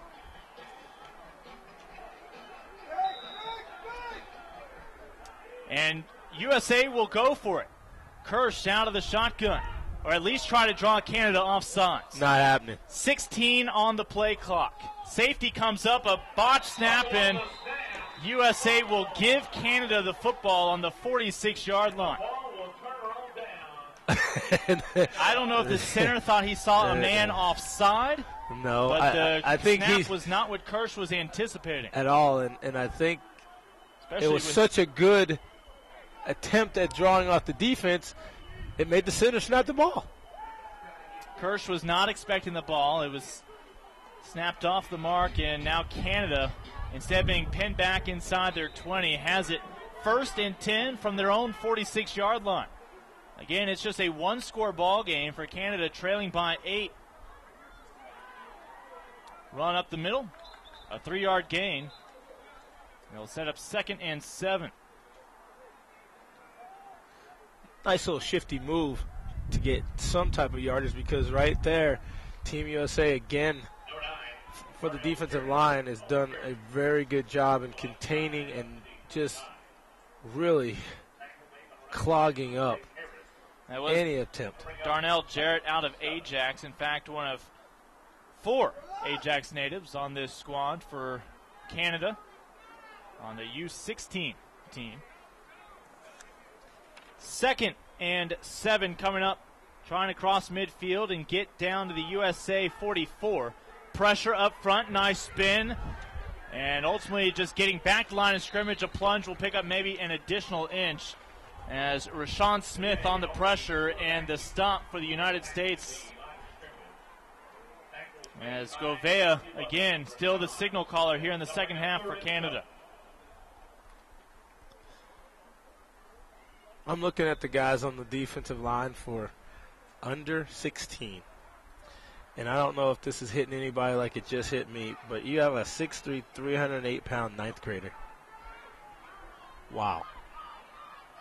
Makes for an easier transition into high school. Probably don't get bumped as many times in the hallways. And a little quick release over there on the left split in, and as a result, that'll bump Canada back. It was 3rd and already an uphill battle for 7 yards. It's now going to be 3rd and 12. With 3 minutes, 11 seconds to play in the third quarter. It's a scoreless third quarter at that. United States still hanging on to their halftime lead, 15-7. Well, I tell you, in Canada, for Team Canada, playing their rules, that would not have been a problem. So 3rd and 12. United States staying on sides. They'll throw short of the distance needed and look to get it after the catch. Not only look for it, they've got it to the 39. A couple of key blocks up front to spring Darnell Jarrett open. And they move the sticks and keep this drive alive, does Canada. I like the move because it didn't take Darnell Jarrett a long time to get going and also get towards the sideline and find a crease and best yet, move the chains. 1st and 10 for Canada from the United States 41-yard line. 2.5 minutes and counting down. 2 receivers split out to either side, but they'll go to the ace back. And it's a 3-yard carry, setting up 2nd and 7 for Canada as Javonte Stanley, the 5'7" back out of Brampton with the carry. Well, in that first half, Canada, again, they dominated the possession with 4 turnovers, really 3 that factored in to the first half against the United States. The United States, this defense that you're seeing out there in the navy blue, was out there on the field for the bulk of the minutes, especially there in that first quarter. Canada had 9 first downs. USA ultimately would have 6 after finding their stride. Canada got USA to jump. This is a free play on 2nd and 7. And after just about a 2-yard gain, in all likely, Canada will decline the play and instead accept the penalty to make it a more manageable 2nd and 2. And that will, in fact, be the case. Well, it's nice to know. I mean, I think Team USA, when you've seen it, has the luxury of the the better of the push from their defensive line to Team Canada's offensive line, and they have just been very fortunate that they have kept Team Canada at 7 points. Again, 4 wide with the lone back. A minute 30 remaining in the third quarter. It's 2nd and 2. You can do just about anything here, including a bullet down the middle and a touchdown to show for it. Canada, the first on the board here in the third quarter. A flag is down in the end zone. Will likely not affect the score itself. But probably right now, unnecessary roughness when you're that far deep in the end zone. No need for a tackle, and this most likely is going to be marched off on the kickoff. So 15-13 is our new score. We'll see if Canada goes for 2 or simply goes for 1. Canada first has to decide when they want this penalty assessed. You assume they'd want it on the kickoff. Absolutely. Well, I say that. What? Saw some finger pointing here. No. You won't do that. They are going to move it 1 yard closer. They are taking the penalty, which will be 1 yard here rather than on the kickoff, to try to make perhaps a run for a 2-point conversion a little bit closer. 2 to tie. Canada drops back, has options, but not much of a window. United States will bat this ball away. Pressure in the backfield for the United States. Leading the charge was Ryan Casey, the 240-pounder, able to get in the face of the quarterback. And 15-13, both squads exchange missed 2-point conversions, and the United States hanging on now to just that safety 2-point lead. Good play. Like I said, I still think that Justice Johnson is the most polished and best receiver for Team Canada, and you saw it there. A nice, quickly deposited pitch and catch into the end zone. He's untouched until he was 6-7 yards in the end zone. That resulted in the penalty used on the 2-point conversion. Conversion failed. Good stop by this Team USA's defensive front line. And it's more interesting right here with about 13 minutes and 18 seconds to go.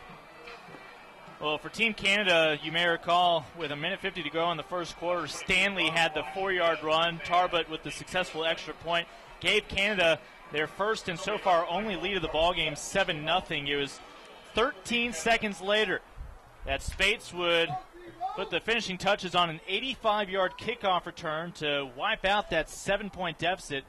We'll see if the United States has a chance to match that touchdown once again here on special teams. I'd kick the ball out of bounds. They've done it twice already. Make it 3 times. That's a squib. That's a live ball, and you have to be confident in your hands to squeeze it in at the 45, running forward across the 50. United States will have a 1st and 10 from the Canada 48-yard line. And that was almost huge disaster. It was a great heads-up play on the side of Team USA. Lonnie Powell, the running back, demonstrating great hands out of Sacramento, California. Yes, and he almost was one tackle or one man away from making this a very interesting kickoff return on a squib kick. We mentioned Bill Brown's the head coach for Canada's U16 squad. Donald Davis is charged with the responsibility of this USA team. He's out of Baltimore's Calvert Hall. They are fresh off of playing in the Class A state championship game this past season, and a significant Baltimore flavor to this coaching staff, including his assistant coach, Frank Richard, at Calvert Hall, and then you have Philip Blackwell also out of Baltimore, and assistant coach Bryson Spinner out of Alexandria, Virginia's Episcopal School. Well, Calvert Hall was primarily back in the day a basketball school, and now they have built up their program in football as well. A nice program down in Baltimore. 2nd and 10 after no gain on the last snap. Rolling out to his right side and firing down. That ball is caught inbounds at the 20-yard line. What a snag. Shea Patterson trusting his receiver. But a holding call against the offensive line for Team USA will negate the great snag. Heartbreak. I believe that was Connor O'Donnell who was able to haul it in, but it'll all be for naught. Way to extend the play there. And, you got to like what Shea Patterson did. Kept his eyes downfield, squared up, threw a nice 30-yard pass. Was caught there, as you meant, by number 85, Connor O'Donnell. But somebody, so the referees have thought, was not doing the proper blocking techniques that have been taught and verified by an officiating crew. 61 seconds remain here in the third quarter. And United States, all of a sudden, after starting with the ball on the Canada 48, find themselves on their own end of the field. And a dangerous pass out to Washington after a linebacker trying to cut underneath for Canada. Well, I'll tell you, the good thing about that was if no one was going to catch it, that was fine. But if someone was going to catch it, it was going to be Robert Washington, number 22, coming up near side to us in the flat. It would have been difficult because had he caught it, I'm not sure if his momentum wouldn't have just carried him out of bounds as opposed to upfield, which right now, as you mentioned, Link, it's about 3rd and 20. Deshaun Stevens was on the coverage, the linebacker for Canada. So 3rd and 20, as you just noted, with 4 receivers out wide. A low snap, great protection up front. Still plenty of time to work with, and all of a sudden just trying to make the most of things with a 3-yard gain before being twisted out of bounds. So it'll be 4th down and 15 to go for USA after Shea Patterson is limited to minimal yardage. And the right foot of Tanner Bush will be put on display in just a moment. And actually Harley Kirsch back to punt. Not a bad decision, but I think there were a couple guys open. And I know it's a tight ball game now, so I cannot fault my quarterback. Kirsch straight to the return man at the 21-yard line. Sprinting upfield, right up the middle, and finally dropped at the 33-yard line in a late flag now from the back official.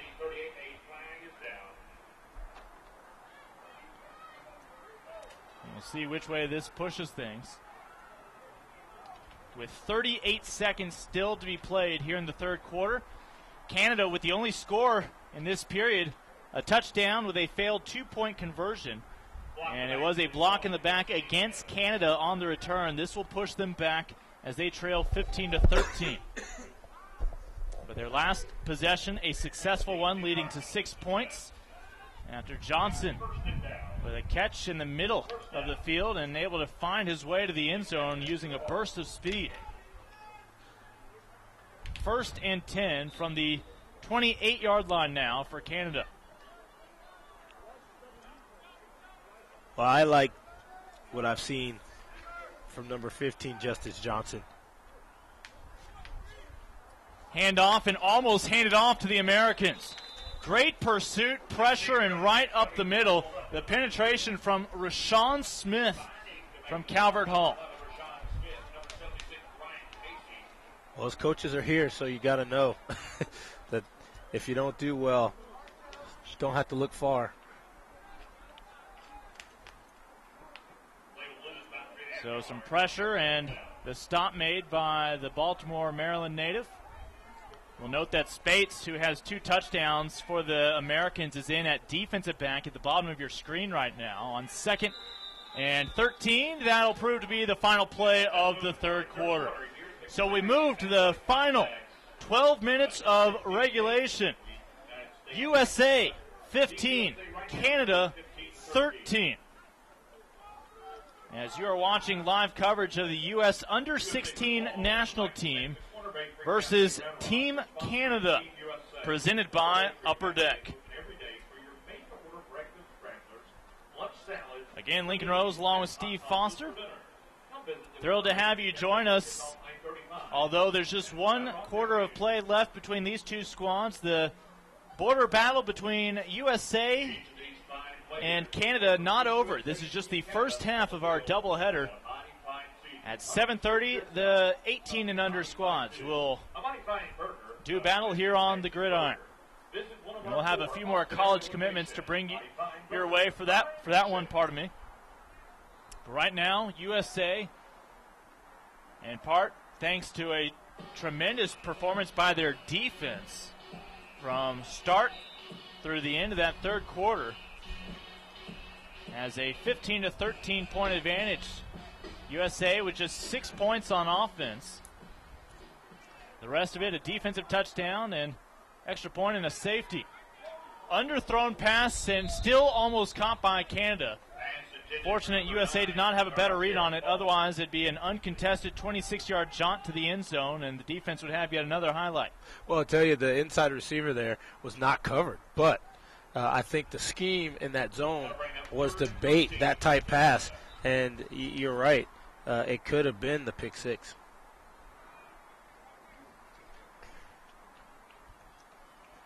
What does pick six translate to in meters?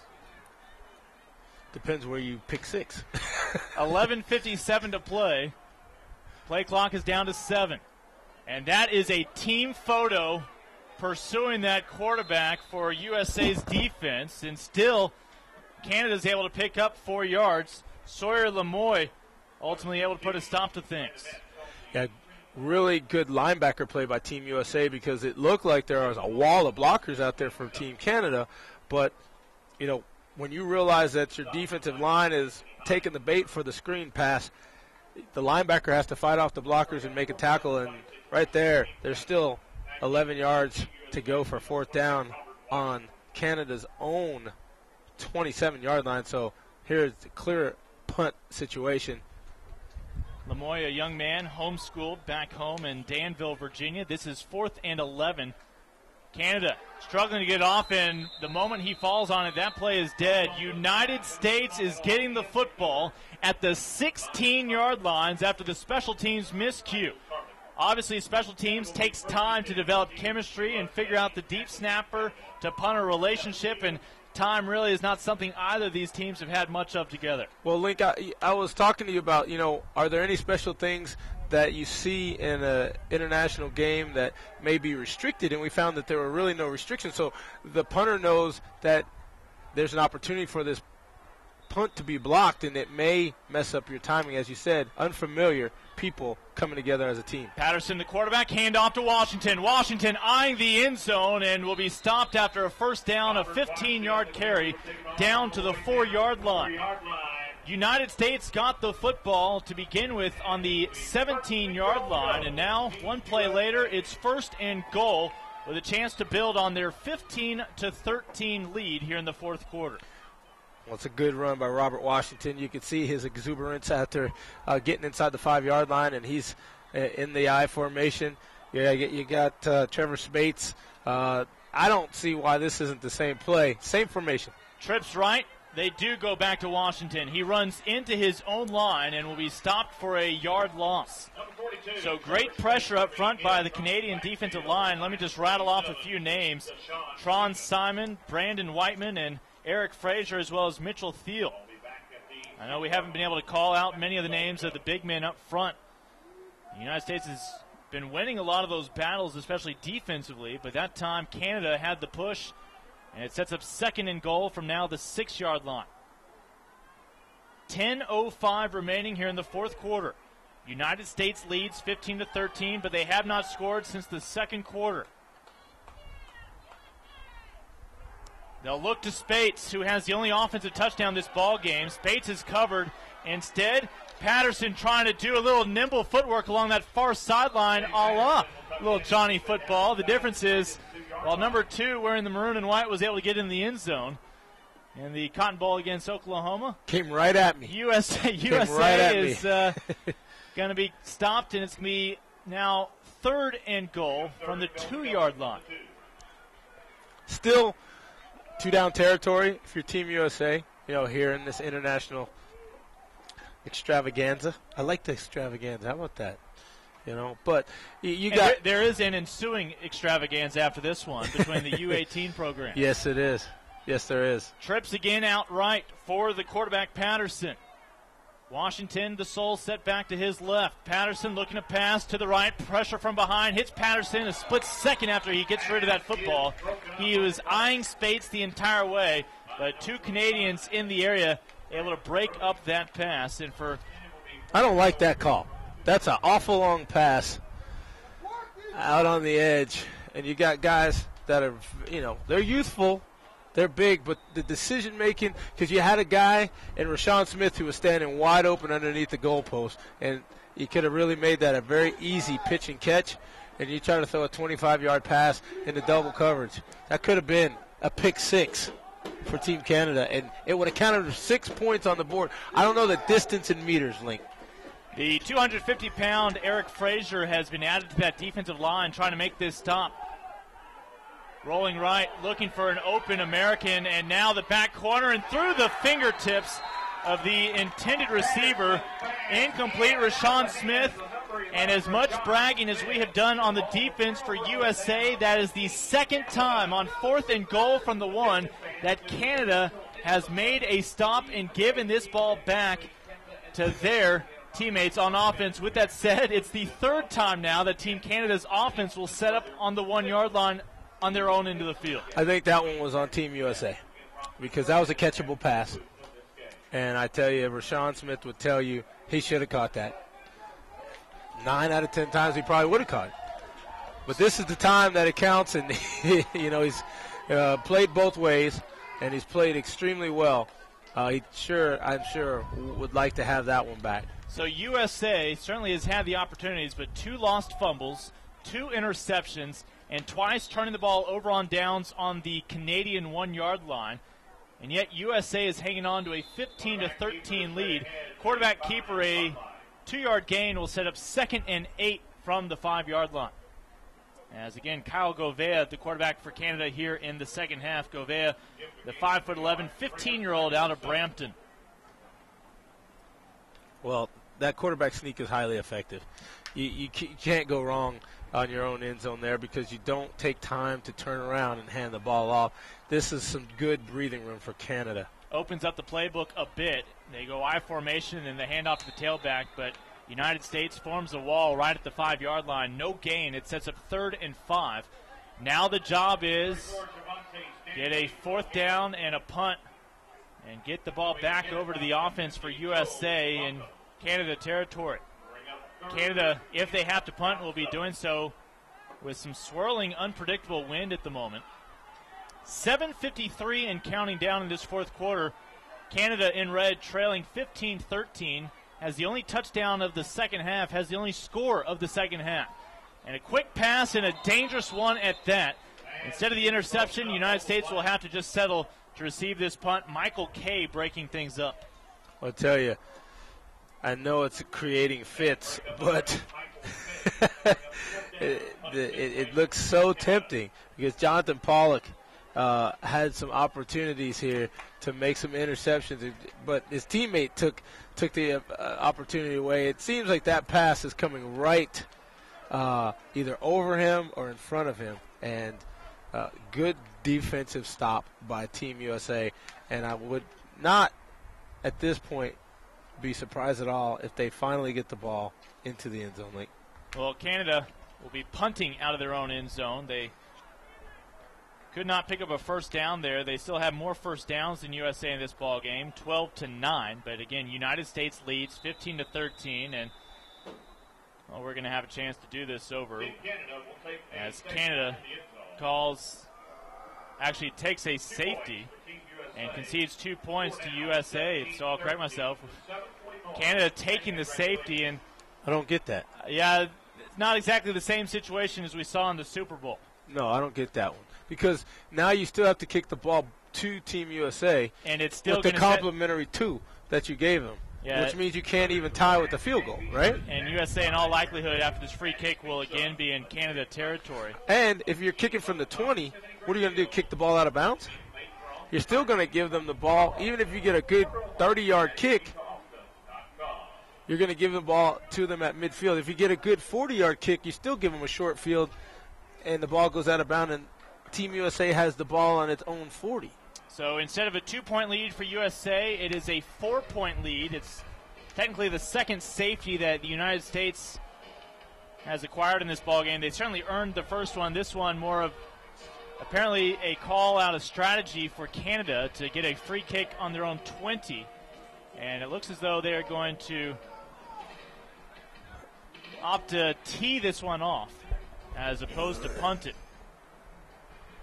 Again, the young man, whether it be a kick or a punt, would be Michael Tarbut out of Grimsby. But they do put it on the tee. The deepest men back for the USA are still on just their own 30. And they'll likely have to come up on this kick. I say that. It's a line drive. Spates will watch it bounce, and will it go out of bounds? It doesn't. Spates picks it up at the 20. Has a block to his left, but no more. Just across the 30 to 31-yard line, and Canada certainly got the best case situation out of that kickoff. And we will see if now their defense can keep it at just a 4-point deficit. Well, you gave up points, and you probably bested yourself 8 yards, because you could have said at best a 40-yard kickoff with no return would have been at the 40. You get a 48-yard net with the team that's been flirting with scoring 3 times during this game, and I think you're going to get an opportunity for Team USA to finally get the ball in the end zone. USA just 1 for 3 in the red zone this ball game, but again, here on 1st and 10, picking up 9 yards. That ball come out late? No, it did not. As the quarterback, Harley Kirsch, again, the 6'3" product out of the state of Washington, they actually give him that 10th yard and will move the sticks. It'll be 1st and 10 from USA's own 43-yard line. Well, there go the 8 yards that they were bested by. And so now you've given the 2 points. If you're just basic in playing football, Team USA should move this ball fairly well down the field. In the final hour of daylight here in Central Texas, a beautiful sunset as we are live in Round Rock, Texas, just north of the capital city of Austin. It's now 2nd and 10 after no gain on that last carry. 6:49 and counting down, and not only does Canada need to stop, but they need to have some time on this clock when it's all said and done. Meanwhile, USA would just soon pick up 1 first down after another and slowly whittle that clock down, boasting a 17 to 13 point lead right now in this friendly between the 2 under-16 programs.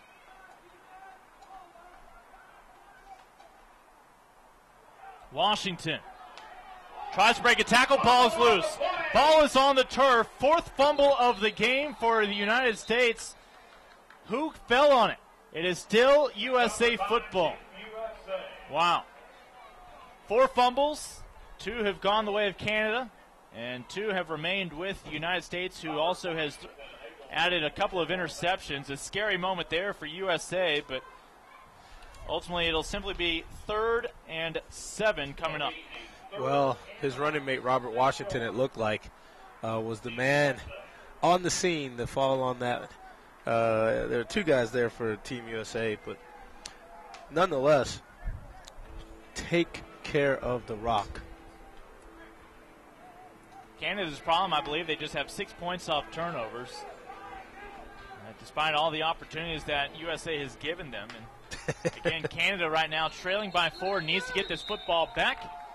But first we have a timeout by Team USA. Again, you are watching live coverage of the U.S. Under-16 national team versus Canada. It's all presented by Upper Deck as part of this International Bowl week. Of course, last night on this very field, it was the 4th annual International Bowl taking place between the United States Under-19 national team and the IFAF World Team. IFAF, of course, the International Federation of American Football. Team USA defeated the IFAF World Team 42-10, bringing the series record to 3-1 in favor of Team USA. That lone loss came last year by less than a touchdown to the World squad. But USA football has found a nice home, a nice relationship here in Central Texas. And, of course, where high school football is king here in the state of Texas, we're on Friday nights. Our regional cable channels have 5 hours of high school football programming, and none of those 5 hours involve actually airing a live game due to local restrictions. It's just updates on scores and a few highlights along the way. It's such a big part of what people eat it up. 3rd and 7. intercepted, and a sprint to the opposite end zone. Canada with one man to beat down at the 1 yard line. The third interception, the fifth forced turnover by Canada. And again, another solid play by the secondary of Team Canada. And now That interception made by number 28, Joshua Farrar. Joshua Farrar, as the PA announcer said. First and goal. Yeah, Joshua Shador out of Burlington. And what would have been a first down pass, he got a step inside the receiver. And all of a sudden, Canada 1 yard away from taking a lead with just about 5 minutes remaining. 5:19 to play. They trail 17-13. Quarterback keeper, but those navy blue shirts not giving up any ground. It'll be second and just a tad bit longer outside the 1 yard line. This is going to be interesting because I don't think that play is going to work. I don't care if you run it 4 times in a row. So Team Canada is going to have to get a little creative. Link, when you're not with your feet on your own goal line, you can afford to turn around and hand the ball off. Off tackle, and the best way to do it, I'm going to tell you this, it never fails. You block down with the tight end, that third guy on the line of scrimmage with the tackle. You have a fullback, another tight end in the backfield. He's the kick-out block, and the rusher runs right between that crease. Second and goal from a yard out. The tailback breaks a tackle. Could have been stopped in the backfield. Instead, touchdown Canada. And for the first time since a minute 37 remaining in the opening quarter, Canada has the lead 19-17, and an extra point will make it a 4-point advantage if they can convert. So the United States, after twice being stopped on and goal and 1 yard out by the Canadian defense, unable to return the favor there. Well, that's the play right there. It's pretty simple, and it works so well. Will be number 11, Michael Tarbett, to tip the Michael Tarbett, perfect already today on extra point tries. 1 for 1. Puts the orange shoe into it, and he is 2 for 2. Our new score, Canada 20, USA, or make it Canada 20, USA 17. Team Canada now takes the Well, here's what you've done by giving the comp 2 points. And I don't know if they'd end this game in a tie, but you leave Team USA with an opportunity to tie it up with a field goal. Now, Link, remember, Team USA went for 2 in the first half. Remember that? I said just kick, and take the 1 point. Then you could actually even win right now on a field goal. Yeah, the first half a little early to play games. Canada was lined up so well on that conversion try. They made the stop, and we'll see how that factors in here. 4.5 minutes still to be played. Plenty of football left. Who knows how this one will end? What we do know is Canada has not given any points to the United States here in the second team, to the USA offense or special teams. The only score for the United States this half is a safety. And that was a safety moments ago that we thought was going to set up USA in great field position. Instead, USA throws their third interception of the ball game, and Canada converts it into a touchdown. Yeah, they do, and great anticipation there by the secondary. A lot of time here in this game, and I don't know what you do in the kickoff. This is the deepest driving kick we've seen since the first quarter by Canada when Spates took it 85 yards. Washington will try to That's Spates. get it to midfield, and That's Spates. able to get up past the 40 to the 41-yard line. Yeah, and Spates, those two guys are a lot of mozzarella on a pizza. That's a huge load, and that's a great return again by two explosive guys for Team USA. Canada currently with a player down. As we remind you, all sorts of ways to keep up with USA football and their efforts to continue to grow the game, not just within our nation's borders, but worldwide, along with IFAF. You can follow them on Twitter at USA Football. search Facebook for USA Football, or, of course, right here on their YouTube channel, where you can find live contests such as today's doubleheader and the U16 and tonight's U18 friendly coming up. The Canadian U18 squad already warming up just south of the south end zone to our right. So you can bookmark this YouTube channel and follow it at youtube.com/USA Football TV. It's going to be interesting here. 4 minutes, 17 seconds to go. Plenty of time. Still both teams with 2 timeouts. The momentum has at least evened out, if not shifted to Team Canada. Quarterback keeper. And about a foot on the carry. Yeah, and I see the frustration now. If I was Robert Washington, I'd say, look, you're not the guy that's going to break it to the house. I'm the guy that's going to break it to the house. And the quarterback has got to give the running back the ball, especially on first down, see what he can do, because 1 yard's not going to cut it. 2nd and 9 from the 41-yard line. Again, the keeper for Kirsch. This time more success, this time a first down. Inside Canada territory, just shy of the 48-yard line with 3 minutes, 43 seconds. Clock is stopped while they move the sticks. But once the referee blows his whistle, clock will start ticking down once more. My advice to Mr. Kirsch, get the ball into a playmaker's hands quick. Avoids the pressure from behind. A nice catch, holding that ball out there like a loaf of bread, but then quickly securing it is Taylor Rapp with the catch and then gets down again. Clock stops, 3 minutes, 35 seconds to play. They move the sticks for the first down before setting this clock back in motion.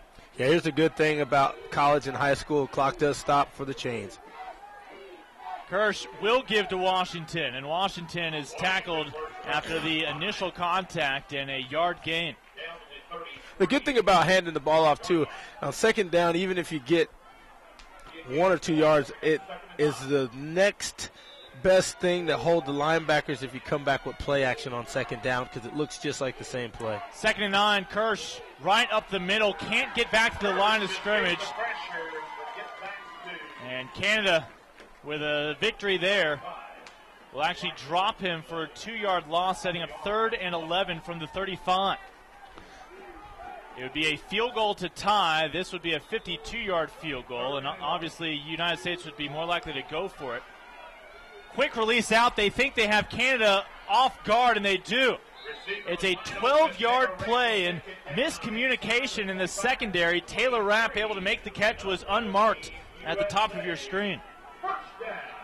It's a great move there. The up-tempo did catch Canada off guard, and it looks like they may do it to him again. 2:36 and counting down. Kirsch, a lot of time. Will fire it along the far sideline and where nobody can catch it to live again to see 2nd and 10. It's a good move. Either that or to the back left corner, the far corner of the end zone, away from us, south end zone.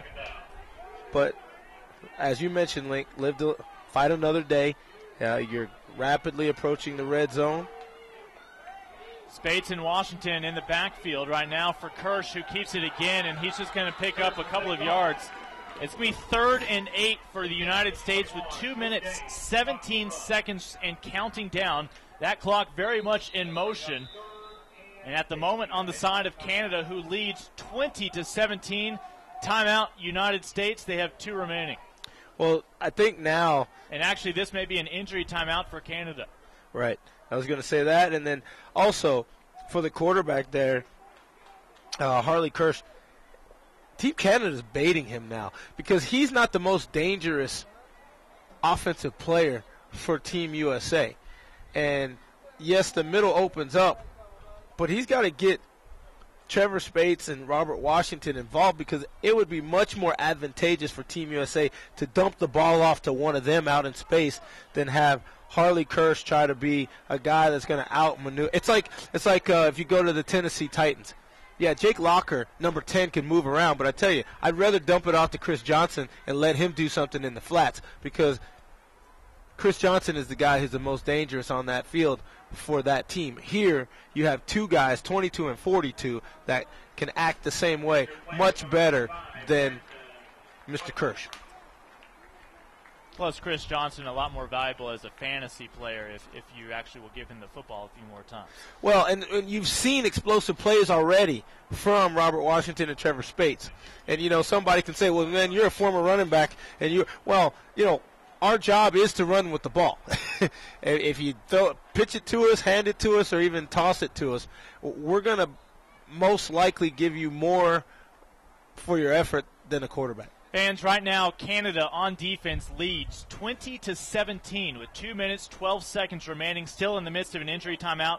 Want to take this opportunity to recognize some of the offensive linemen for the U.S. national team here on this U16 program. Nick Walters out of Colleyville, Texas, out of Colleyville Heritage. Story Cummings out of Roswell, Georgia. Nicholas Fuamongo out of Pearland, Texas, the greater Houston area. Eugene Fahey and Tristan Hahn completing that offensive line out of Dublin, California, and Evans, Georgia, respectively. And they will play into a big factor here, trying to protect their quarterback and give him time. Clock is back in motion, approaching the 2-minute mark. Lobbed right down the middle of the field. No flag on the play. Tight coverage, but in the end, it is 4th and 8 coming up for USA. A field goal to tie. A first down to give themselves a chance to win. And on 4th and 8, right now, they're pursuing the first down.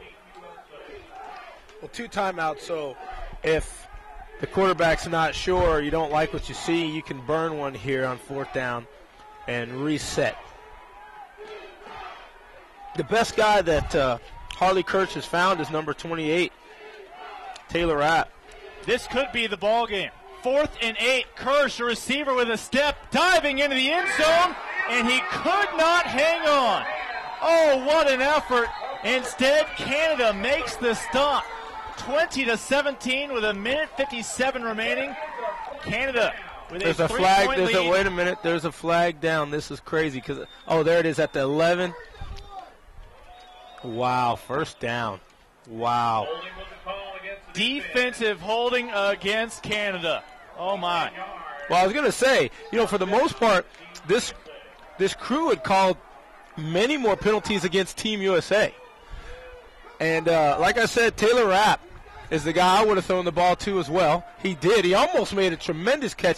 If he would have had a helmet like Tyree in the Super Bowl to hold it up against, because what happened when the ball was coming down, Team Canada's secondary actually batted the ball away. Nothing for Rapp to prop the ball up on. Not sure if that's enough to make John Harbaugh smile, but the pattern right down the middle, incomplete. It is 2nd and 10 from the 11. So USA can still pick up a first down without having to score. Remember what they did here, Link? And they waltzed in, was that screen to the far side? Able to find Spates on that play. We'll see which way they look here. 2nd and 10 from the 11. All you need is a guy out in space. The guy that's the possession receiver that I like is Taylor Rapp, number 28. Let's see what happens. 1:53, frozen on the clock at the moment. Kirsch, just enough protection. Fires a pass in and out. And a great hit by the safety for Team Canada. That was number 4. It looked like Connor O'Donnell.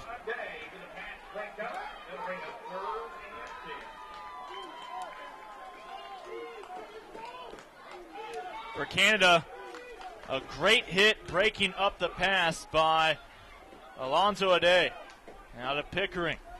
That was a great play because it looked like that ball was going to get hauled in right about the 1 or the 2 yard line by Connor O'Donnell. 1:49 remains. United States trails by 3. And Kirsch will be taken down at the 19-yard line on what was 3rd and 10. It'll now be 4th and 19. And now does this force you to kick a field goal? I don't think so. I do not believe. Deshaun Stevens with that big hit in the backfield. Well, I'm going to say this. Number 22, Robert Washington, because you haven't used him here within, a bunch of plays. He just didn't block. And he was standing around, but, you know, that's what happens because you haven't involved him in the game. Both teams 2 timeouts remaining. 1:15 and counting down, that clock in motion. Kirsch up the middle. He needs another 14 yards, and he's not going to get it. Canada has made the stop. Their defense can finally come off the field. The defensive holding does not come back to bite them. Instead, 20-17 Canada. And their offense will take the field with 1:08 to go. Well, that was, you know, you got to put the ball in the air if you're the quarterback. I mean, again, like I said, I mentioned, that's not going to be the most dangerous guy. You have to find somebody downfield because the defensive call saved this drive on the holding call because you threw the ball and you put pressure on the defense. A quarterback of that stature is not going to get you. That 10 isn't for Vince Young. Well, Canada could have felt bad for themselves after that defensive holding call, but instead they went back to work and stomped USA on 4 straight plays. And here they'll just run the ball, forcing USA to burn their second timeout. United States with 1 more timeout remaining with 63 seconds to play in this one. Canada will likely run the ball once more. United States will call a timeout. Will then be inside of 60 seconds. And Canada will be able to take about half of that time off the clock before having to perhaps punt this football away with about 20 seconds remaining. Or even more. Don't get sloppy if you're Team Canada. You see 3 wide, but expect this to be simply a handoff to one of those 2 gentlemen behind the quarterback. On 2nd and 8, this to the tailback. Eating up a little extra time, and now timeout USA with 57 seconds remaining. So here Canada can run a play, ideally still on the ground on 2nd and 6. If they don't pick up a first down, they can run about 25 seconds additionally off the clock. So again, we're talking about under 30 seconds for United States to watch Canada punt the football. Another 4 seconds or so until they get the ball, and we'll see how it plays out. But if Canada picks up a first down, it's all moot. Ball game for those north of the border. Well, they're going to run the ball. I mean, you got to be crazy to pass the ball because if you go incomplete, the clock stops too. So I think Team USA is going to have some opportunity. They do run it. And now fighting for first down yardage, but stopped a couple yards shy. So clock at 47 seconds and counting down. Play clock has not been set in motion yet. The ball still has not been set in play. And now with 36 seconds, Canada can take it down to about 11. Well, it doesn't matter if they take a delay or not. Delay you wouldn't want to take. You'd want to call a timeout because you don't want to go 5 yards closer to your end zone. Team USA clearly knows that it has the explosive power to run this ball back. Even if the time runs off the clock, as long as you have time to receive the ball, it's game on. Timeout with 1 second on the play clock, 12 seconds on the game clock. Canada will have to punt this football away to United States. It is 4th and 4 from Canada's own 22-yard line. And all of a sudden, you're not going to kick that ball out of bounds to avoid the return because that sets up the United States on your end of the field. Actually, you know what? I would kick the ball out of bounds. You know why? Think so? Because if Harley Kirsch believes he can run the ball up the middle 40 yards better than anybody else, have at it, big boy. Because he's not going to be the game breaker and take the ball to the house. Now, 22 and 42, that's a whole different story. But it seems that for some reason there's been no dump off to them when there's nobody open downfield. It's elect to run up the middle, and fewer and fewer yards were gained the more times that was done by the quarterback. Canada trailed at halftime to USA 15-7. They have since outscored them in the second half 13-2, with those 2 points again being that questionable safety decision. And now they're going to take as much time off the clock, and they're going to take safety here and perhaps could have taken more time off the clock. I don't know about that. That footwork is not nimble enough by, well, I presented choice A, you presented choice B, and instead Michael Tarbert goes with option C. As I don't know if clock I like still is that. 7 seconds. United States now will have a I don't know if I like return that. on this free kick coming up. I don't know if I like that. Well, because all of a sudden a field goal No. wins the ball game for the United States. The score right now is 20-19 with 7 seconds, but a free kick. They're going to punt the ball. They're going to kick the ball off like they did on the tee, right? Off the tee. I'm more. You give a team a much better opportunity to set up a return on a kickoff than you do a punt. And if you're going to punt it on the free kick, why not just punt it on 4th down? There you go.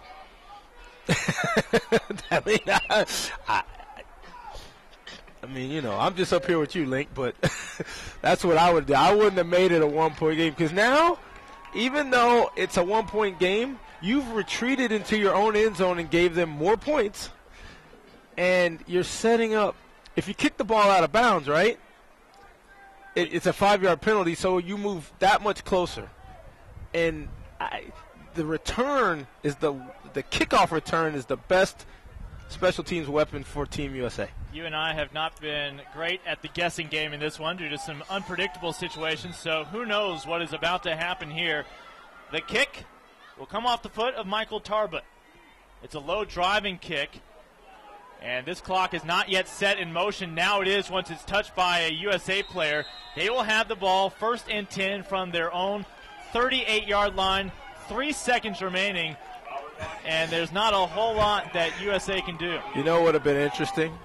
As we were talking about Tennessee Titans, had a little Music City Miracle. Had Robert Washington thrown the ball, there was nobody over on the far side except 4 guys from Team USA. They'd have waltzed down the far sidelines.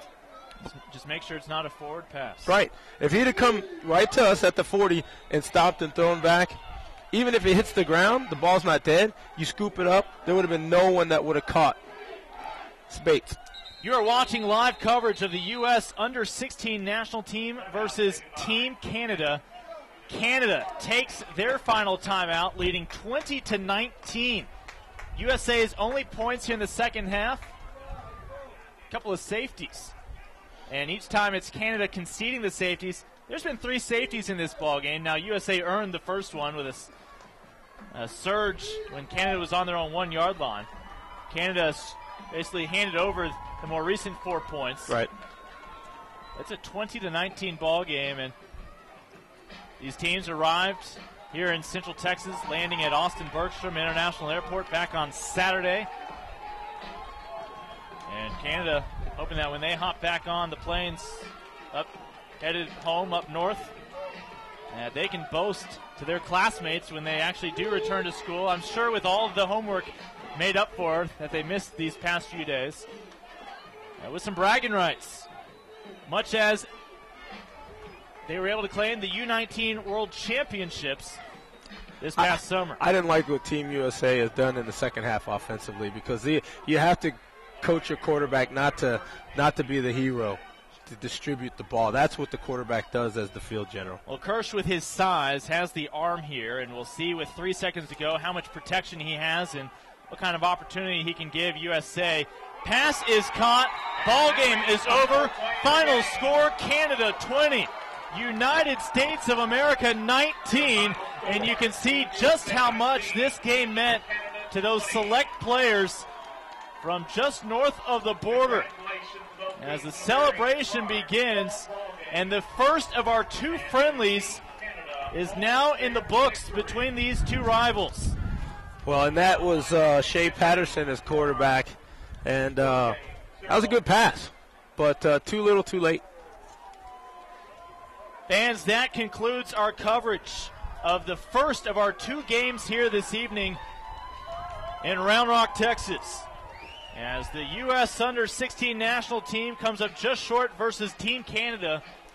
20-19, Canada completes the comeback and only allows 1 offensive score the entire game for Team USA. There's one thing that you can do. You can go to one line of every football game. I don't care who's playing whom. Turnovers. 5 of them. 3 interceptions, 2 lost fumbles by Team USA, and Canada with all of 0. Right. And Gives your team a chance. And, those are opportunity points lost by Team USA. Today's game was brought to you by Upper Deck, a proud sponsor of USA Football's Under-18 and Under-16 national teams. When it comes to trading cards and sports memorabilia, look no further than Upper Deck. Collect the best. Fans, we will take just slightly under a 1-hour break.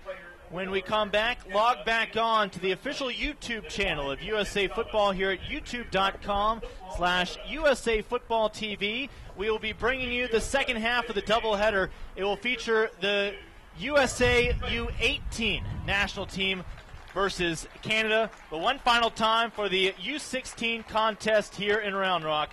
I'm Lincoln Rose for Steve Foster, our spotter, Matt Ferrara, and our man behind the lens, Brent Nording. We'll be back for the U18 contest, but this first one goes the way of Canada, 20-19. And now, ladies and gentlemen, the Team Canada player of the game, wearing jersey number 15, Justin Johnson.